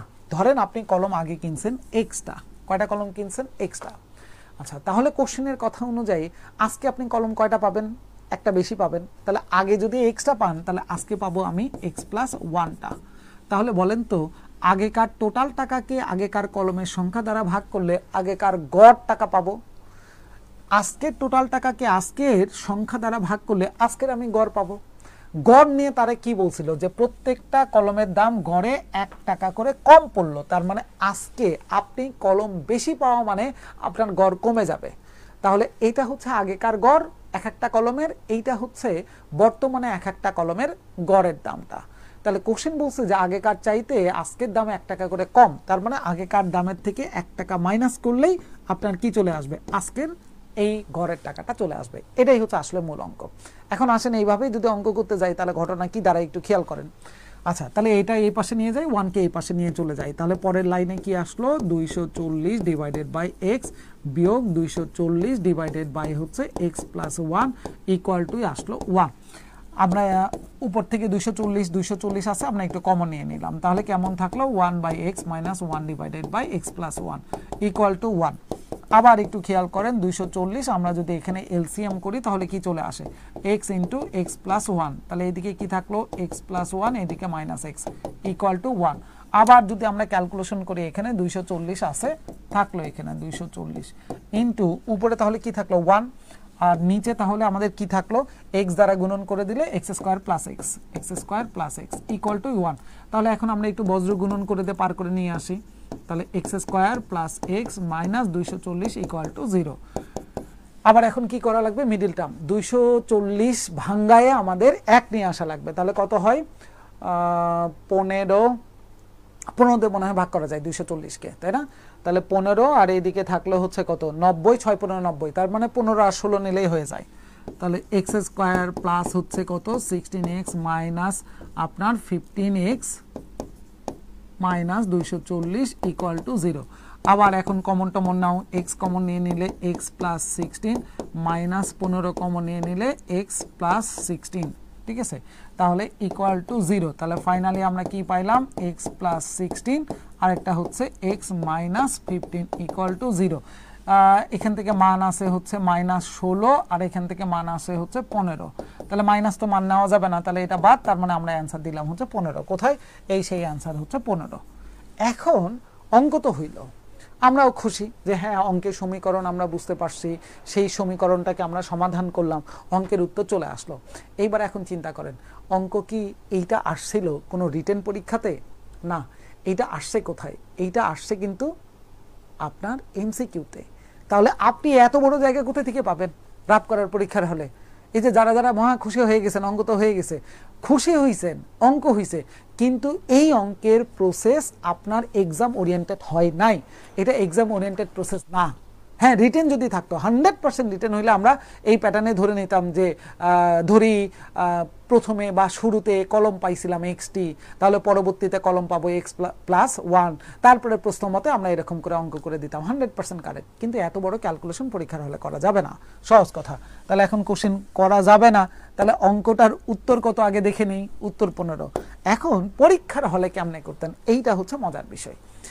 এইবারে আপনাকে এখন একটা কাজ করতে হবে, সেটা কেমন একটু খেয়াল করেন। আগে আপনি খরচ করছিলেন কত 240, এখনো আপনি খরচ করতেছেন কত 240 টাকায়। তার মানে কলমের সংখ্যা যাই হোক না কেন সেটা মাস্ট বি এই সংখ্যাগুলো দ্বারা ভাগ করা যাবে, 240 কে ভাগ করা যাবে।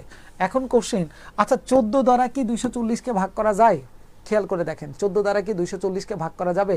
14 দোকানে 28 বেশি হয়ে যায়, তাহলে 14 হইলে 10 থাকতেছে 100, 14 দ্বারা ভাগ করা যায় না, তার মানে 14 জীবনেও অ্যান্সার হবে না। কেন? কলমের সংখ্যা কি কখনো ভগ্নাংশ হইতে পারে? কলমের টাকা কি এখানে ভগ্নাংশ আকারে নিয়ে আসবেন? না। 17 দ্বারা কি 240 কে ভাগ করা যায়? না, তাহলে এটাও হবে না। 16 দ্বারা ভাগ করা যায়, 16 দ্বারা যদি ভাগ করে দেন 15 হয়ে যাবে, তাই না? এখন বলেন 16 দ্বারা যদি আমি প্রথমে ভাগ করি তাহলে 15টা পাইলাম, তাহলে পরে যদি আমি এইটাকে ভাগ করতে যাই তাহলে তো 17 দিয়ে ভাগ করা লাগবে, কারণ কলমের সংখ্যা একটা বাড়বে, তাহলে 17 দিয়ে তো এটাকে ভাগ করা যাচ্ছে না, তার মানে এটাও বাদ, তার মানে অ্যান্সার অবশ্যই কত 15। কেমন করে খেয়াল করেন, আমি যদি প্রথমে 15টাই যদি পাইতাম তাহলে 15 দ্বারা ভাগ করলে আমাদের কত আসতো 16 টাকা, একটা কলমের দাম 16 টাকা। পরে আমি একটা কলম বেশি পাইছিলাম, একটা কলম বেশি পাওয়া মানে 15 জায়গায় 16 পাবো, 16 দ্বারা ভাগ করলে কত আসে 15 টাকা।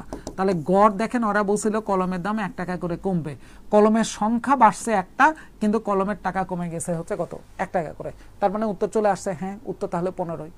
তার মানে আপনাকে এই কনসেপ্টটাও মাথায় রাখতে হবে, সেটা হচ্ছে অ্যান্সার ধরে টেস্ট করা, যেটাকে আমরা বলি হচ্ছে ব্যাক সলভ করা, ঠিক আছে? এখন এই যে ব্যাক সলভ মানে কি, উত্তর ধরে আপনাকে কি করা, টেস্ট করা, এই সেন্সও আপনার মাথায় থাকতে হবে। আপনি অত বড় অঙ্ক করে বের করলেন 15, আমি এইভাবে বের করছি অঙ্কের উত্তর 15। দেখেন আমার লেখালেখিও করা লাগে না, লেখা ছাড়াই আমি অঙ্কটার উত্তর বের করে দিতে পারি। যে প্রথমে যদি 16টা হয়, 16 দ্বারা 240কে ভাগ করা যাচ্ছে, পরে তাহলে কলমের সংখ্যা 17, 17 দ্বারা 240কে তো ভাগ করা যাচ্ছে না, তাহলে আমি নিবই না। তাহলে বাকি 3টা যেহেতু হয় নাই, এটা হইতে বাধ্য। আমার অঙ্কের উত্তরও কারেক্ট, আপনারটাও কারেক্ট, কিন্তু আপনার মাঝখানে সময় বেশি লেগছে, একটা অংশ বেশি লেগে গেছে এই জায়গাটা ক্যালকুলেশনে, এবং আপনার স্পেসটাও বেশি লাগছে, আপনি একটা জায়গা নষ্ট করে ফেলছেন এই জায়গাটায়। তার মানে আপনার এইভাবেও চিন্তাটা করতে হবে যে নট অনলি শুধু আপনার কি যে ম্যাথের উত্তর আসতেছে এটাই বড় কথা নয়, এমসিকিউর জন্য বড় কথা কি আপনি কতটুকু জায়গা ব্যবহার করতেছেন এবং আপনি কতটুকু সময় ব্যয় করতেছেন। আপনার জায়গাও কমাইতে হবে, আপনার সময়টাও বাঁচাইতে হবে, দুইটাই কিন্তু আমাদের মাথায় রেখে তারপরে ক্যালকুলেশনটা করা দরকার। তাহলে আশা করি এই জায়গাটাও আপনাদের ক্লিয়ার। আচ্ছা, এবার একটু চলে আসেন পরের কোশ্চেনে, দেখি কি বলতেছে। এগুলো মজার কোশ্চেন, দেখেন তাকায় তাকায় উত্তর দেওয়া যায়। যে 3 ভাইয়ের বয়সের গড় 16 বছর, তাদের বাবা সহকারে বয়সের গড় 25, তাহলে বাবার বয়স কত? একদম আগে প্র্যাকটিক্যালি চিন্তা করেন, বাবা সহকারে, বাবা সহ যদি আপনার চিন্তা করেন, তাহলে বাবা সহকারে তাহলে কয়জন হইল? 3 জনের সঙ্গে বাবা যোগ হয়ে গেলে 4 জন, তাহলে এই 4 জনের টোটাল কত? 4 25, তাহলে 4 25 100, ঠিক আছে। আর শুধুমাত্র যখন ভাইরা ছিল তখন এই ভাইদের হচ্ছে টোটাল কত ছিল? ভাইরা কয়জন ছিল? 3 জন, তাহলে 3 জনের গড় 16, তাহলে আমরা কত বলতাম? 3 16 48, তাহলে 100 থেকে 48 যদি আমরা বাদ দিয়ে দিই তাহলে বাবার বয়স পেয়ে যাব 52। কোথায়? এই যা 52, তার মানে উত্তর হচ্ছে 52। এইটা হচ্ছে প্র্যাকটিক্যালি কোনটা? ম্যানুয়াল ক্যালকুলেশন আমরা এইভাবে ছোটবেলা থেকে করছি, কিন্তু এইবারে ওই যে সেই পুরাতন গল্প বাদ দেন, এই চিন্তা সবাই বাদ দিয়ে দেন এখন, ঠিক আছে। আপাতত এই চিন্তা বাদ, 52 আসছে কেমনে সেটা পাইছি, কিন্তু এই চিন্তা আর আমরা করব না। আমরা উত্তর একবার একটু দেখে নেই, উত্তর কত? এই যে দেখেন উত্তর 52, তারাও বলতেছে। এখন আমরা এইটাকে কিভাবে চিন্তা করতে পারি খুব ভালো করে খেয়াল করেন। 3 জন ভাই যখন ছিল তখন তাদের গড় কত ছিল? 16।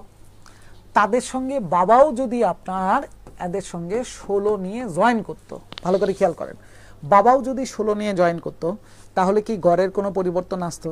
না। তাহলে আপনি বলতেন 3 জনের গড় 16, বাবাও জয়েন করছে 16 নিয়ে, তাহলে ডেফিনেটলি সবারই তো তাহলে গড় 16 আসার কথা ছিল। কিন্তু ওরা বলছে না, বাবা আসার পরে গড় 16 না, বাবা আসার পরে গড় হয়ে গেছে 25। তাহলে 16 থেকে 25 মানে কত বাড়লো ভাই? 9 করে বাড়ছে। আচ্ছা, বাবা জয়েন করার পরে কয়জন হয়েছে গ্রুপের মেম্বার? 4 জন, তাহলে 4 জনেরই তো 9 করে বাড়লো, তাহলে 4 9 36 বাড়ছে। তাহলে এটার সঙ্গে 36 যোগ করে দেখেন, ওই সেই বাবার বয়স পাওয়া যাবে 52। গ্রুপে কেউ জয়েন করার পরে গড় বেড়ে যাওয়া মানে সে গড়ের চাইতে বেশি টাকা নিয়ে জয়েন করছে। বড় ভাই জয়েন করছিল, গল্প শোনাইছিলাম, ওই গল্পটাই এটা। ওই যে বাবা জয়েন করছে, গড় 16 জায়গায় 25 হয়ে গেছে, তার মানে কত করে বাড়লো? 9 করে বাড়ছে। বাবা জয়েন করার পরে কয়জন হয়েছিল? 4 জন, তাহলে 4 জনের 9 করে বাড়া মানে 4 9 36 বাড়ছে। তার মানে বাবা তো 16 বছর আনছে আরো 36 বছর বেশি নিয়ে আসছে। তার মানে বাবা আসলে আসছিল কত নিয়ে? আপনার 52 নিয়ে। এই সেই উত্তর হচ্ছে 52, ঠিক আছে। এবার তাহলে একটু বলেন যে এইটা কি ক্লিয়ার কিনা। এবার একটু বলেন যে এই পর্যন্ত আমরা যতটুকু ক্যালকুলেশনগুলো দেখার এখানে চেষ্টা করতেছিলাম, আপনারা কি বুঝতেছেন কিনা যে সামান্য একটা টপিক, খুবই সামান্য ছোট্ট একটা টপিক গড়, কিন্তু এই ছোট টপিকের মধ্যেই যে কিছু ঘটনা আছে, যে ঘটনাগুলো আমরা যদি একটু বুঝি তাহলে পরীক্ষাতে একটু কম সময়, একটু জায়গা বাঁচানো, এই জায়গাগুলো কাহিনীগুলো আমরা ডেফিনেটলি করতে পারবো। এটাকে বুঝতেছেন কিনা কাইন্ডলি একটু কমেন্টসে জানান আমাকে, যারা অলরেডি কানেক্টেড আছেন। বোঝা যাচ্ছে? ক্লিয়ার? একটু কি ভিন্নতা কি বুঝতেছেন কিনা যে আমরা ছোটবেলায় প্র্যাকটিক্যালি যেভাবে করতাম তার চাইতে একটু আলাদা? একদম ক্লিয়ার, ঠিক আছে বলতে না? হিরণময় বলতেছে ক্লিয়ার, ফাইন। আচ্ছা, যারা অলরেডি কানেক্টেড আছেন আমাদের সঙ্গে একটু কাইন্ডলি জানান যে কিছু কি ভিন্নতা বোঝা যাচ্ছে কিনা, চিন্তার মধ্যে কি কিছু পার্থক্য আসছে, যে আপনার চিন্তাটা যদি এই দিক থেকে ওই দিকে নিয়ে যান তাহলেই দেখেন ম্যাথগুলো আপনি কম সময় কম জায়গার মধ্যে করতে পারতেছেন। ইয়েস, ঠিক আছে, মিষ্টি বলতেছে ক্লিয়ার, ওকে। আচ্ছা, লাস্টের লজিকটা অসাধারণ। হ্যাঁ, এটাই প্রথমে ছিল, এই লজিকটাই হচ্ছে একদম প্রথমেই কিন্তু দেওয়া ছিল। খেয়াল করে দেখেন গল্পগুলো এটাই, কিন্তু আপনি যদি গল্পগুলো বুঝেন তাহলে ম্যাথগুলো কাভার করাটা অনেক সহজ, আপনার খুব বেশি সময় লাগবে না এই জায়গাটায়। আচ্ছা, আবার এই জায়গাটায় দেখেন আরেকটা কোশ্চেন চলে আসছে যে পিতা এবং পুত্রের বয়সের সমষ্টি হচ্ছে 60, মাতার বয়স পুত্রের বয়স অপেক্ষা 20 বছর বেশি, পিতা এবং মাতার গড় কত? ঠিক আছে, একেবারে মনে করেন যে কি বলবো, যে ছোটবেলার মতন করে যদি করেন তাহলে দেখেন পিতা এবং পুত্রের বয়সের সমষ্টি, সমষ্টি বলতেছে কত আপনার 60, তাহলে আমরা বলতে পারি পিতা যোগ পুত্র, পিতা যোগ পুত্র তাহলে কত 60। মায়ের বয়স পুত্রের বয়স অপেক্ষা 40 বছর বেশি, তাহলে এখানে মায়ের বয়স পুত্রের বয়স অপেক্ষা আমাদের কত বছর, 20 বছর, 20 বছর হচ্ছে বেশি। পরে বলছে পিতা এবং মাতার বয়সের গড় কত। তাহলে এখন দেখেন এইখানে পুত্রের বয়স কত আমি কি জানি? আমরা তো জানি না। তাহলে আমরা আগে ধরে নিতাম এরকম করে যে পুত্রের বয়স জানি না মানে এক্স, তাহলে মাতার বয়স অবশ্যই কত আসবে, এক্স যোগ কত আপনার 20। তাহলে আমরা এখান থেকে পরে বের করতে বলছি কি যে পিতা এবং মাতার গড় বয়স হচ্ছে কত চলে আসবে। তাহলে দেখেন আমাদের এখানে আগে কয়জন ছিল, 60, 2 জন ছিল, 2 জনের হচ্ছে টোটাল কত ছিল 60। তাহলে 60 যা ছিল তার সঙ্গে আপনি যদি আরো 20 যোগ করে দেন তাহলে কাটটা পাবেন, আপনার মাথারটা চলে আসবে। তাহলে আমি কি এখন এটা বলতে পারি যে পিতার বয়স যা ছিল তার সঙ্গে যদি পুত্রের বয়সের সঙ্গে 20 যোগ করে দেন তাহলে এটা কাটটা আসবে, এটা হচ্ছে মাতার বয়স চলে আসবে। তাহলে এটাই ইকুয়াল টু কত 60। তাহলে দেখেন এখন আর পুত্র নাই, কিন্তু পুত্র যোগ 20 তাহলে কি হয়ে গেছে আমার মাতা। তাহলে এখন আমরা কি বলতে পারি, পিতা যোগ মাতা ইকুয়াল টু এই 20 এই পাশে চলে আসলো। তাহলে 20 এই পাশে চলে আসা মানে তাহলে আমাদের কি চলে আসবে, আরো 20 হচ্ছে আমাদের বাড়বে, কারণ এটা তো আমি এই জায়গাটার ফোকাসটা দিছি। তাহলে 60 আর 20 তার মানে আমাদের কত চলে আসতেছে 80। তাহলে 2 জনের যদি টোটাল 80 হয় তাহলে 2 জনের গড় কত চলে আসবে, 80 ডিভাইডেড বাই 2 তার মানে হচ্ছে 40। এইটা হচ্ছে এই বাচ্চাদের মতন করে যদি চিন্তা ভাবনা করতাম তাহলে এরকম। এখন কোশ্চেন হচ্ছে আমি কেন এত বড় করে ক্যালকুলেশনটা করতে যাব, কি দরকার আমাদের, উত্তর কত, উত্তর 40। কেমন করে চিন্তা করবো এবার একটু খেয়াল করেন। আচ্ছা প্রথমে আগে বলেন তো যে আপনার পিতা আর পুত্র এই 2 জনের বয়স কত, টোটাল বয়স কত, টোটাল বয়স হচ্ছে 60। তাহলে 2 জনের গড় কত হবে ভাই, নর্মালি চিন্তা করেন 2 জনের টোটাল যদি 60 হয় তাহলে 2 জনের গড় কত চলে আসবে 30। তাতে কি কারো কোনো আপত্তি আছে? না। এখন বলেন আমি যদি পুত্রকে বাদ দিয়ে যদি এখন কাকে এই জায়গাটা ইন করাই, পুত্র বাদ, গ্রুপের ভিতরে 2 জন ছিল পিতা আর হচ্ছে পুত্র, পুত্রকে বাদ দিছি, বাদ দিয়ে পুত্রের জায়গায় এখন স্ত্রীকে নিয়ে আসছি। 2 জনই তো আছে, 2 জন তো আর চেঞ্জ হয়নি, কিন্তু স্ত্রী আসার কারণে তার বয়স নাকি 20 বছর বেড়ে গেছে, এই জায়গাটায় 20 বছর বাড়ছে। তাহলে 20 কি একজনের বাড়বে না, গড় মানেই তো কথা ছিল কি সমানভাবে ভাগ করে দেওয়া। তাহলে এই 20 এখন 2 জনের মধ্যে ভাগ হয়ে যাবে। তাহলে 20 2 জনের মধ্যে ভাগ হয়ে গেলে এক একজনের কাছে আরো 10 করে আসবে, তার মানে 2 জনের গড় হচ্ছে কত 40। আপনার অঙ্ক শেষ। কি অঙ্ক করবেন বলেন এখন? আপনি ওই রকম করে কেন চিন্তা করতে যাবেন বাচ্চাদের মতন করে যে পিতা যোগ পুত্র সমান 60, তাহলে পিতা যোগ আমাদের মাতা বা স্ত্রী ইকুয়াল টু 60-এর সঙ্গে আরো আমাদের বাড়লো কত, আরো আমাদের বাড়লো 20, তাহলে 80। তাহলে 2 জনের টোটাল 80, তাহলে 2 জনের গড় হচ্ছে আমাদের 80/2 40। কেন, কি দরকার? আপনি তো নর্মালি এই অঙ্কটা উইদাউট এনি ক্যালকুলেশন, কোনো কিছু না লিখেই তো আপনি কভার করতে পারছেন যে 2 জনের টোটাল হচ্ছে কত আমাদের 60, তাহলে 2 জনের গড় তো 30 আসবেই। এখন ওরা বলতেছে যে একজনের বয়সটা কি, পুত্রের বয়স যদি এখান থেকে বাদ দিয়ে দেয়, আমরা যদি এখানে স্ত্রী লোকটার বয়সটা যদি যোগ করি তাহলে 20 বছর বাড়বে। তাহলে 20 বছর বাড়লে কথা কি ছিল গড়ের, গড় বানাইতে হচ্ছে ইকুয়াল ডিস্ট্রিবিউশন। তাহলে 20 তো একজনের বাড়বে না, তাহলে 2 জনকেই বাড়া লাগবে। তাহলে 20 2 জনের মধ্যে ভাগ করে দিলে তাহলে 10 10 করে বাড়বে। তাহলে তারা আগে ছিল কত করে 30, তাহলে আরো বাড়লো 10, তাহলে 2 জনের গড় কত হয়ে গেছে 40। দেখেন উত্তর কিন্তু 40 শেষ। এই চিন্তাগুলো দেখেন, উত্তর নিয়ে কেউ টেনশন করে না, আগে টেনশন করেন এইটা নিয়ে যে আমাদের চিন্তাগুলোর মধ্যে কোনো পরিবর্তন কি নিয়ে আসতে পারতেছি কিনা। এই ক্লাস থেকে আপনার ট্রেডিশনাল গড় যে চিন্তা ছিল গড় বেসমেন্টের, এই চিন্তাটার কি একটা পরিবর্তন আসতেছে কিনা, এইটা হচ্ছে মূল ফোকাস। এই ফোকাসগুলো যদি রাখতে পারেন, ঠিক আছে, মজা আছে বেসিকটা বুঝে নিলে। হ্যাঁ ডেফিনেটলি ভাই, ঘটনা তো হচ্ছে এখানেই যে যদি আপনি বেসিকটা বোঝেন তাহলে আপনার জন্য এই ম্যাথগুলো করা কোনো বিষয়ই না। এই ম্যাথগুলো অনেক সহজ, কিন্তু ওই যে শর্ত একটাই, বেসিক বুঝতে হবে। বেসিকটা জানলে আমাদের জন্য কাজটা অনেক সহজ হয়ে যায়। ওকে, আচ্ছা চলেন দেখি সামনে আরেকটা কি কোশ্চেন দেখা যাচ্ছে। কোশ্চেন বলতেছে কোন শ্রেণীতে 20 জন ছাত্রের বয়সের গড় 10 বছর, শিক্ষক সহকারে তাদের বয়স যদি 12 বছর হইলে শিক্ষকের বয়স কত। এইটা আমি আর বলবো না, এটা প্রত্যেকের অ্যান্সার দেওয়ার কথা, কারণ এরকম অলরেডি 3টা ম্যাথ আমরা দেখে আসছি। আমরা এখানে 2টা ম্যাথ এর আগে করছিলাম, ওই যে পিতা পুত্র, পিতা জয়েন করছে, তাহলে বলেন পিতার বয়স কত। তার আগে আরেকটা অঙ্ক এরকম ছিল এবং শুরুতে একটা গল্পও শুনছি। আমি আর এটা কেউ মানে বলবো না, আপনারা একদম এই অঙ্কটা মুখে মুখে করবেন, কেউ খাতা কলম ইউজ করবেন না। দেখি কে কে অ্যান্সার দিতে পারেন। আপনাদের অ্যান্সারটার জন্য আগে একটু ওয়েট করি, তারপরে আমি পরে বলতেছি। 20 জন ছাত্রের গড় হচ্ছে 10, শিক্ষক সহকারে মানে শিক্ষক যখন এদের সঙ্গে জয়েন করলো তখন তাদের গড় হয়ে গেল 12। তাহলে কোশ্চেন হচ্ছে শিক্ষকের বয়স কত ছিল? 20 জনের ছিল 10, শিক্ষক আসার পরে গড় হয়ে গেল 12। তাহলে কোশ্চেন হচ্ছে শিক্ষকের বয়স কত? ধুপধাপ করে অ্যান্সার দেন, দেখি কে কে অ্যান্সার দিতে পারেন। কোনো খাতা কলম ইউজ করেন না, একটু সময় লাগলে লাগুক, তারপরে মাথার উপরে একটু চাপ দেন, ঠিক আছে? একটু ব্রেনের উপরে চাপ টাপ দেন, মাথার উপরে একটু প্রেসার দেন, দেখা যাক কার কি অ্যান্সার আসে। দেখি কার কার অ্যান্সার আসতেছে।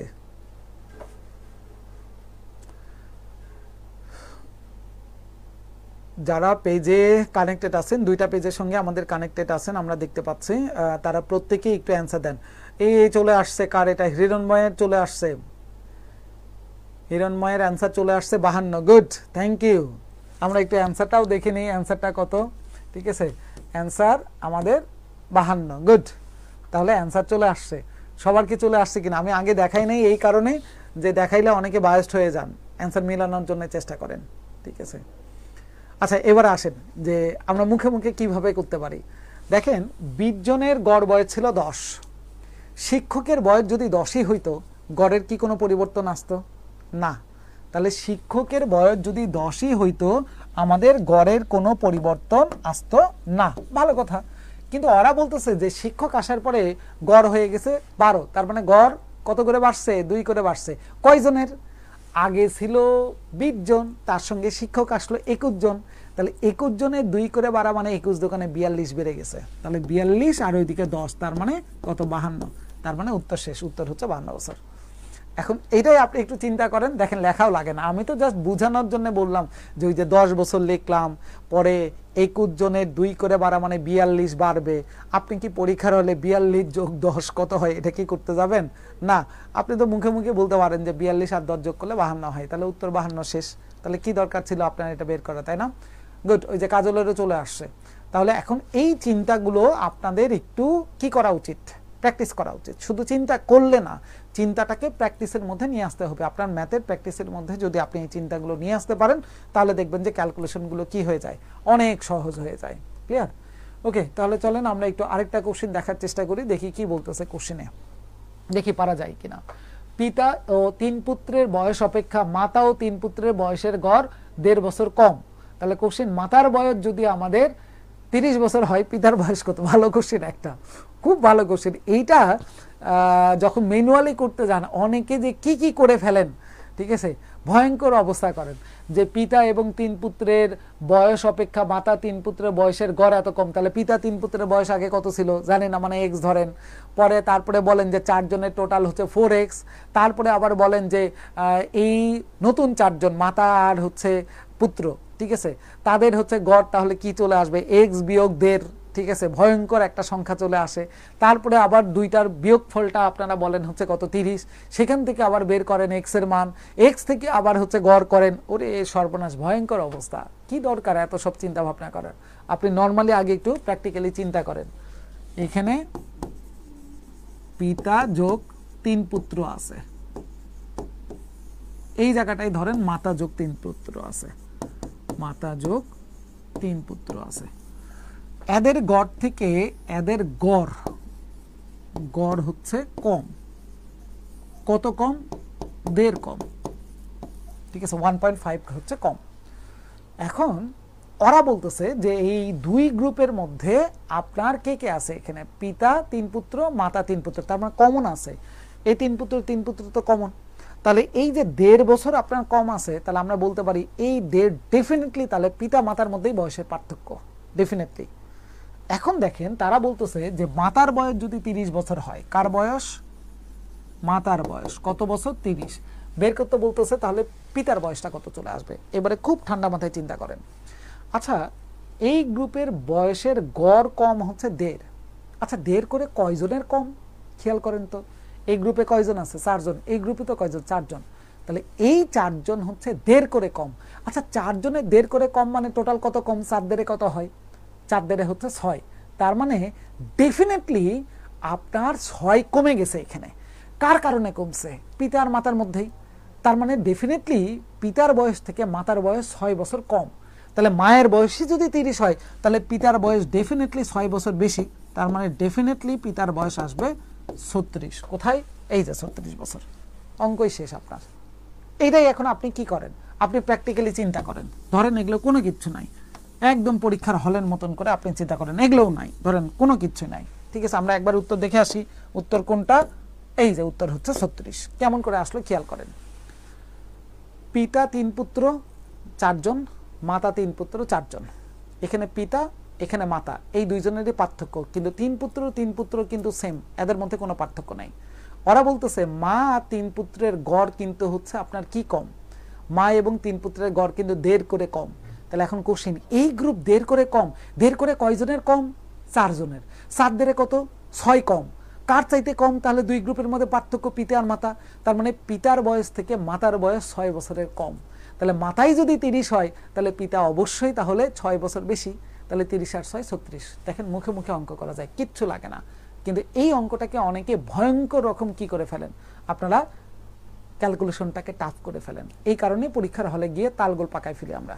ঠিক আছে, পরীক্ষার সময় লজিক আর মাথায় থাকে না। হ্যাঁ, কেন থাকে না? কারণ আমরা বাসায় যখন প্র্যাকটিস করি তখন ওই বদ্ধমূল ছোটবেলার যে ধারণাটা সেটা নিয়ে হচ্ছে আমরা কাজ করার চেষ্টা করি। ঠিক আছে, এখন এই যে আপনি চিন্তাটা করবেন, এখন এখানে কোন চিন্তাটা করবেন সেইটা আপনাকে এখন করতে হবে কিসের উপরে ভিত্তি করে?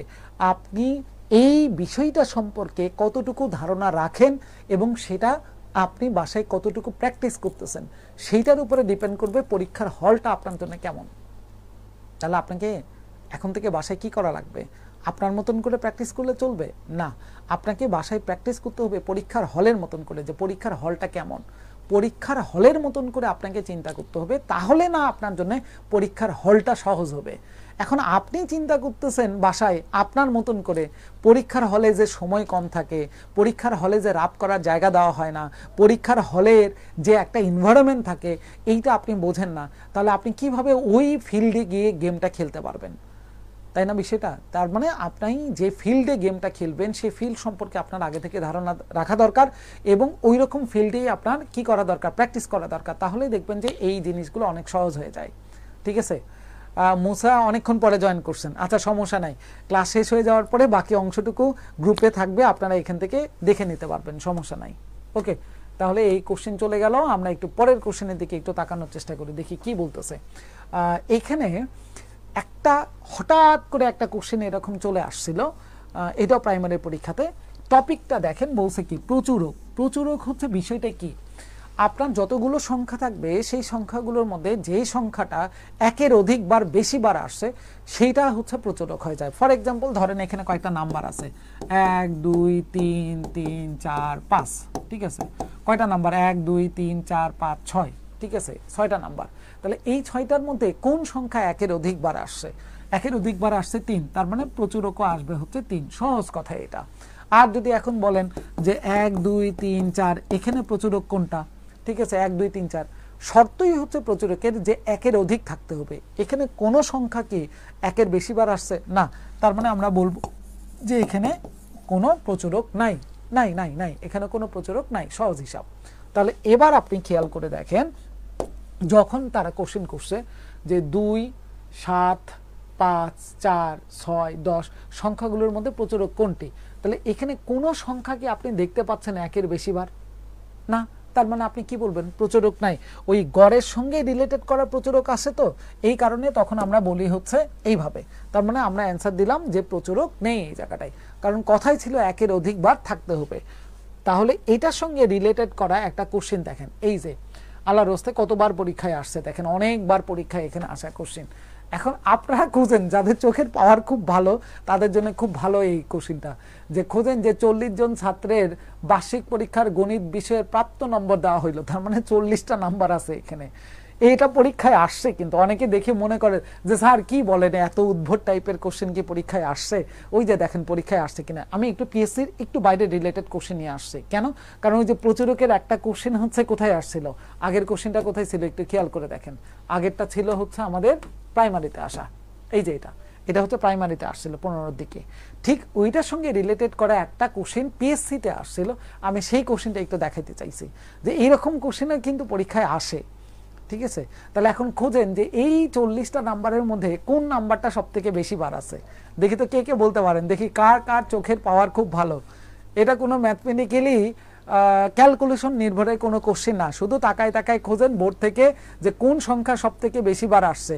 কোশ্চেন উত্তর দিয়েই দিছে 46, 47, 47.5 নাকি হচ্ছে আপনার 48, কোন সংখ্যাটা সব থেকে বেশি বার আসছে, 46, 47, 47.5 নাকি হচ্ছে আমাদের 48, কোনটা?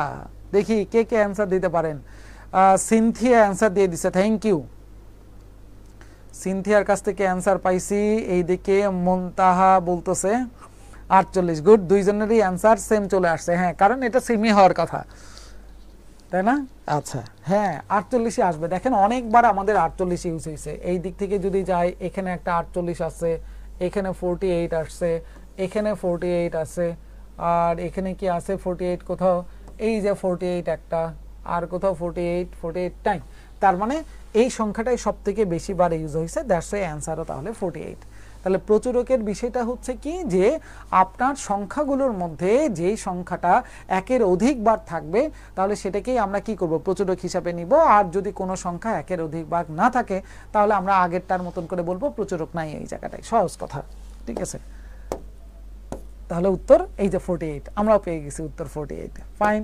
আচ্ছা, তাহলে এইবারে আসেন, এই কোশ্চেনটাও গড়ের, কিন্তু একটু বোর্ডের দিকে তাকায় দেখবেন যে আল্লাহর ওয়াস্তে এটা কতগুলো জায়গায় আসছে। দেখেন এইখান থেকে শুরু করে এই পর্যন্ত এতগুলো পরীক্ষা, সেই 1995 সাল থেকে শুরু করে আপনার মনে করেন যে 19 সাল পর্যন্ত পরীক্ষাতে আসছে। 95 আসছে, 2000-এ আসছে, 2004-এ আসছে, 10-এ আসছে, 15-ই আসছে। আল্লাহ কতগুলো সালে খেয়াল করে দেখেন, 95, 2004, 11, 10, 15, 18, 18-তে, 19-এ, খেয়াল করে দেখেন কতগুলো সালে এবং কত বিক্ষিপ্ত জায়গায় আপনার এই কোশ্চেনটা চলে আসছে।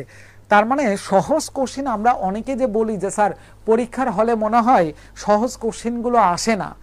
আগেকার পরীক্ষার আসা কোনো কোশ্চেন হয়তোবা সহজ থাকলে আপনার পরের পরীক্ষাগুলোতে আসে না, বিষয়টা কিন্তু এরকম না। কিন্তু একটু খেয়াল করে দেখেন কি বলছে, যে 10টি সংখ্যার যোগফল হচ্ছে কত, 10টা সংখ্যার টোটাল আমরা পাইছি হচ্ছে 462। এদের প্রথম 4টার গড় হচ্ছে 52, তাহলে 4টার টোটাল কত চলে আসবে আমাদের, 4 গুণন 52, তার মানে আমাদের 208। আর পরে বলছে যে শেষের 5টির গড়, তাহলে 5টার টোটাল তাহলে আমাদের কত চলে আসবে, 5 গুণন হচ্ছে কত আমাদের 38, তাহলে 15, 19, 190। তাহলে দেখেন ওই জায়গাটায় 10টা হচ্ছে আপনার কি আছে, সংখ্যার যোগফল আসছে 462। সেখান থেকে আমরা এখন এই 4টা সংখ্যার কি পেয়ে গেছি, 4টা সংখ্যার টোটাল পেয়ে গেছি। তাহলে আপনি যদি এখন এই জায়গাটায় কি করেন, এই 462 থেকে বাদ দিয়ে দেন হচ্ছে কত, 208। তাহলে 208 যদি আমরা বাদ দিয়ে দেই তাহলে আমাদের কত থাকবে, 254 থাকবে। সেই 254 থেকে আবার আমরা কত বাদ দিয়ে দিব, 190 বাদ দিয়ে দিব। তাহলে 190 বাদ দিয়ে দিলে আমাদের কত থাকবে, আমাদের থাকবে 64। এই সেই উত্তর হচ্ছে 64। তার মানে 10টা থেকে 4, 5, 9 চলে গেল। তাহলে মাঝখানে যে নাম্বারটা আছে সেই নাম্বারটা বা পঞ্চম নাম্বারটার কথা যেটা বলতেছিল, যে পঞ্চম নাম্বারটা কত, তাহলে এই 5তম নাম্বারটা বা পঞ্চম নাম্বারটাই হচ্ছে আমাদের কত চলে আসে, 64। তার মানে এই 10টা নাম্বার থেকে এই নাম্বার মাইনাস, এই নাম্বার মাইনাস, তাহলে চলে আসলো।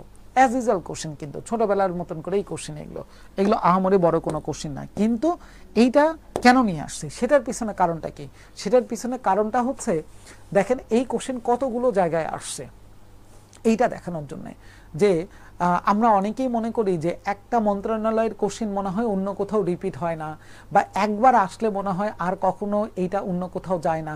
এই যে এইরকম যাদের বিক্ষিপ্ত ধারণা আছে তাদের জন্য হচ্ছে এই কোশ্চেনটা নিয়ে আসা। তার মানে এইটাকে একটু মাথায় রাখতে হবে যে সব সময় ঘটনাগুলো এমন ঘটবে না যে ডিপার্টমেন্টের কোশ্চেন ওই ডিপার্টমেন্ট ছাড়া অন্য কোথাও এই কোশ্চেনটা যাবে না, বা ওই ডিপার্টমেন্টের একবার আসছে মানে যে এইটা আরেকবার আসবে না, এটাও কিন্তু বলা যাবে না। তার মানে যারা প্রাইমারিতে পরীক্ষা দেওয়ার চিন্তা ভাবনা করতেছেন বা সামনে পরীক্ষা আছে তাদের অবশ্যই প্রিভিয়াস কি করা উচিত, প্রিভিয়াস প্রাইমারির পরীক্ষাগুলোর কোশ্চেন ডেফিনেটলি কিন্তু ভালো করে দেখা উচিত।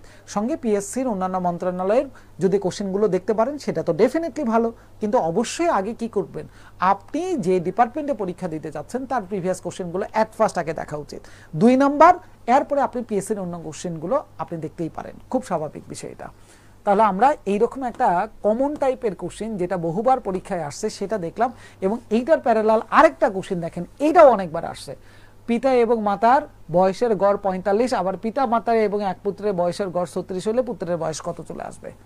ঠিক আছে, দেখেন কতগুলো জায়গায় 35তম বিসিএস এ এখানে আসছে, তারপরে কত 2020 সালে আসছে, 17তে আসছে, 17তে দুইটা জায়গায় আমরা দেখতেছি, 15তে আসছে, 13তে আসছে। তাহলে 13-র কোশ্চেন কি 20 সালে আসে না? তাহলে দেখেন 13-র কোশ্চেন শুধু 13তে না, 13, 15, 17 দুইটা জায়গায় 20 সালে, আবার 35তম বিসিএস এখানে আসছে। তার মানে দেখেন ঘটনাগুলো থেকে আপনাদের ধারণা নেওয়া উচিত যে আমি কেন এই কথাগুলো বলতেছি যে একটা কোশ্চেন একটা জায়গায় আসবে, বিষয়টা কিন্তু এরকম না। তাহলে দেখেন এখানে কোশ্চেনে কি ছিল, যে পিতা এবং আমাদের মাতার বয়সের গড় হচ্ছে 45। আমরা অ্যাজ ইউজুয়ালি যদি করি তাহলে কি হয়ে যায়, পিতা আর মাতার টোটাল কত আসবে। তাহলে আমরা বলি পিতা যোগ মাতা, দুইজন, তাহলে দুইজনের গড় ছিল 45, তাহলে দুইজনের টোটাল কত আসবে, 45 দোকানে 90। এরপরে পিতা মাতা এক পুত্র, তার মানে পিতা মাতা পুত্র এবারে চলে আসছে, পিতা যোগ মাতা যোগ পুত্র, তার মানে কয়জন, 3জন। 3জনের গড় কত বলছে ভাই, 36, সরি 4জন, 4জনের না 3জন, সরি 4জন বলতেছি কেন, 3জন। পিতা মাতা পুত্র, আগে পিতা মাতা ছিল 2জন, এখন তাদের সঙ্গে পুত্র যোগ হয়ে গেছে 3জন। 3জনের গড় কত বলছে, 36, তাহলে 3জনের কত চলে আসবে টোটাল, 336-এ কত চলে আসে, 108। তাহলে আমরা যদি পিতা মাতা যদি এখান থেকে বাদ দিয়ে দেই তাহলে আমরা শুধু কাকে পাবো, পুত্রকে পাবো। তাহলে পুত্রের বয়স কত চলে আসছে একটু খেয়াল করেন, 108 থেকে 90 বাদ দিলাম 18, তার মানে আমরা অ্যান্সার পেয়ে গেছি, অ্যান্সার হচ্ছে আমাদের 18। এইটা হচ্ছে একেবারে প্র্যাকটিক্যাল চিন্তা ভাবনা। কিসের প্র্যাকটিক্যাল, ক্যালকুলেশনের প্র্যাকটিক্যাল, যে আমরা ছোটবেলায় যেভাবে ক্যালকুলেশনগুলো করছি, এই যে অনেকের রেজাল্ট তো চলেই আসছে। এখন দেখেন আমি যদি এই জায়গাটায় এইভাবে করতে না চাই তাহলে আমরা কেমন করে করতে পারি একটু খেয়াল করেন। দেখেন পিতা এবং পুত্রের বয়স, পিতা এবং মাতার দুইজনের গড় কত ছিল খেয়াল করেন। পিতা এবং মাতা এই যে প্রথমে ছিল হচ্ছে কত আমাদের, এই যে গড় ছিল 45, তার মানে দুইজনের কত করেছিল খেয়াল করেন, 45 করেছিল। এখানে যদি পুত্র কথার কথা 45 নিয়ে আসতো তাহলে কি গড়ের কোনো পরিবর্তন আসতো না, কিন্তু ওরা বলছে না, এই পুত্র আসার কারণে গড় আমার কত হয়ে গেছে 36, তাহলে গড় যেখানে 45 থাকার কথা ছিল সেখানে 36 হয়ে গেছে। তাহলে 45-এর জায়গায় 36 হয়ে যাওয়া মানে কত করে কমছে, 9 করে কমে গেছে। কয়জনে, 3জনে, তাহলে 3 9 আমাদের কত, 3 9 27। তাহলে এখান থেকে যদি আপনি 27 বাদ দিয়ে দেন তাহলে আপনি এখানে দেখেন তো আপনার কত চলে আসতেছে, 8 1 18, তার মানে পুত্রের বয়সী হচ্ছে 18। আলটিমেটলি আপনার পরীক্ষার হলের কাজ একটা বিয়োগ, শুধু 45 থেকে 27 বিয়োগ, এটাই হচ্ছে কাজ। তাহলে আপনি বড় বড় কেন ক্যালকুলেশন করতে যাবেন, ঠিক আছে। তাহলে 45 থেকে আমরা কি করছি, আমরা 3 9 27 বাদ দিয়ে দিছি 18। হ্যাঁ, এই যে রনি মজুমদার সাহেব এবারে চলে আসছে, তাহলে আমরা অ্যান্সার পেয়ে গেছি। তাহলে অ্যান্সার হচ্ছে আমাদের কত, 18। তার মানে এই কোশ্চেনের উত্তর 18, এইটা কিন্তু আসলে ফ্যাক্টর না, ফ্যাক্টরটা হচ্ছে আপনি কিভাবে এই উত্তরটা নিয়ে আসতেছেন, দ্যাট ইজ দ্য ফ্যাক্টর। এই জায়গাটা হচ্ছে মূল জায়গাটা, যে আপনি কি বুঝতেছেন কিনা এই জায়গাটার ঘটনাটা। তাহলে আশা করি এটাও আপনাদের জন্য ক্লিয়ার, এবং আপনারা ইতিমধ্যে একটা ধারণা পেয়ে গেছেন যে উত্তরগুলো কত চলে আসে, ঠিক আছে, এবং কিভাবে আসতেছে। চলে আসেন এবারে পরে আরেকটা কোশ্চেন দেখা যাচ্ছে, কি বলতেছে, 3 ভাইয়ের বয়সের গড় বয়স 16 বছর, পিতা সহকারে 3 ভাইয়ের বয়সের গড় 25 বছর হইলে পিতার বয়স কত চলে আসবে? একই প্যাটার্নের কোশ্চেন। দেখেন এটাও কতগুলো জায়গায় চলে আসছে, সেই 3 সাল থেকে আসা শুরু হয়েছে, 3 সালে আসছে, 5-এ আসছে, 19-এ চলে আসছে, 19-এ 2টা জায়গায় চলে আসছে, কতগুলো জায়গায় দেখেন চলে আসছে। এটা আর আমি বলবো না, এটা নিজেরা করেন। 3 ভাইয়ের গড় যদি আপনার 16 হয়, পিতা সহকারে 3 ভাইয়ের 25, তাহলে পিতার বয়স কত চলে আসবে? মুখে মুখে করেন, দেখি কার কত চলে আসে। অলরেডি আপনাদের ধারণা মনে হয় চলে আসার কথা। উত্তর কত? মিলনের answer 52। Good, thank you Milan, answer দিয়ে দিছে মিলন। বাকিদের দেখি কার কত চলে আসতেছে। মুনতাহারও অ্যান্সার চলে আসছে 52, ফাইন। আর দেখি 2-1 জনেরটা কার কত চলে আসলো।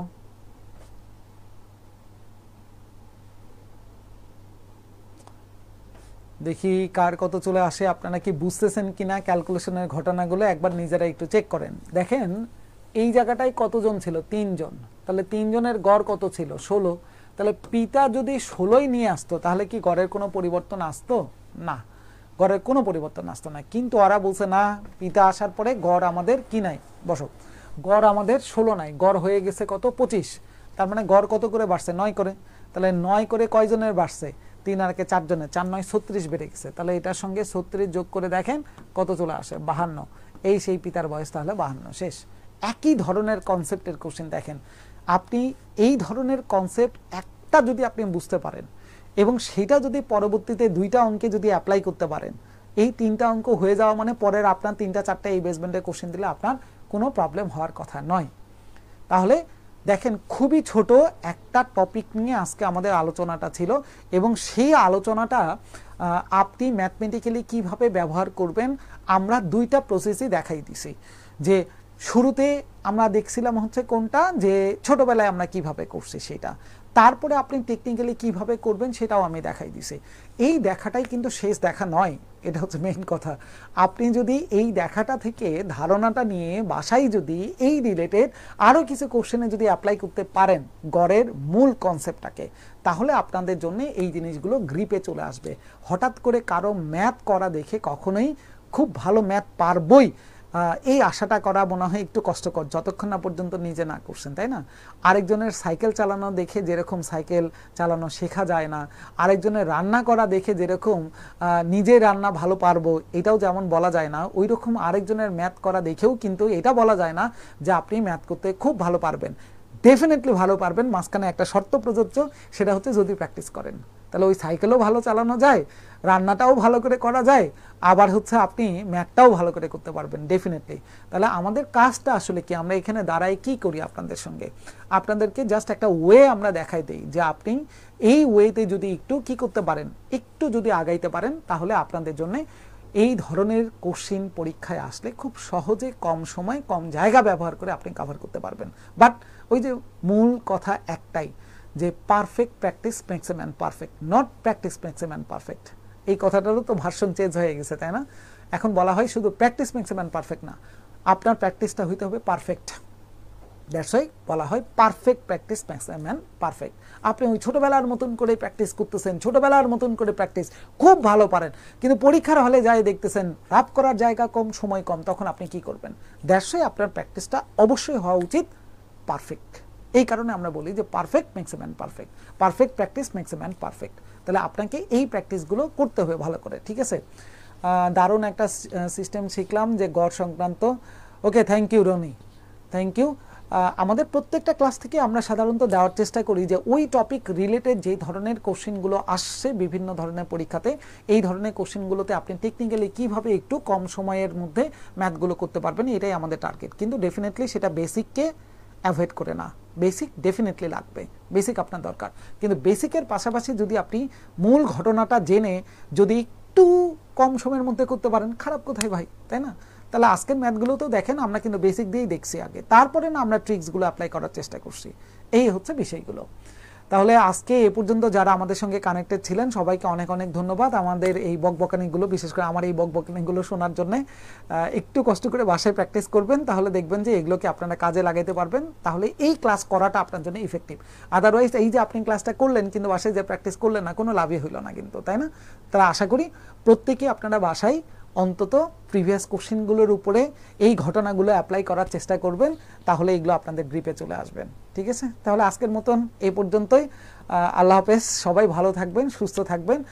নেক্সট টাইম আবার ইনশাল্লাহ দেখা হবে নতুন আরেকটা টপিক নিয়ে, আরেকটা বিষয় নিয়ে। সে পর্যন্ত সবাই ভালো থাকবেন, সুস্থ থাকবেন।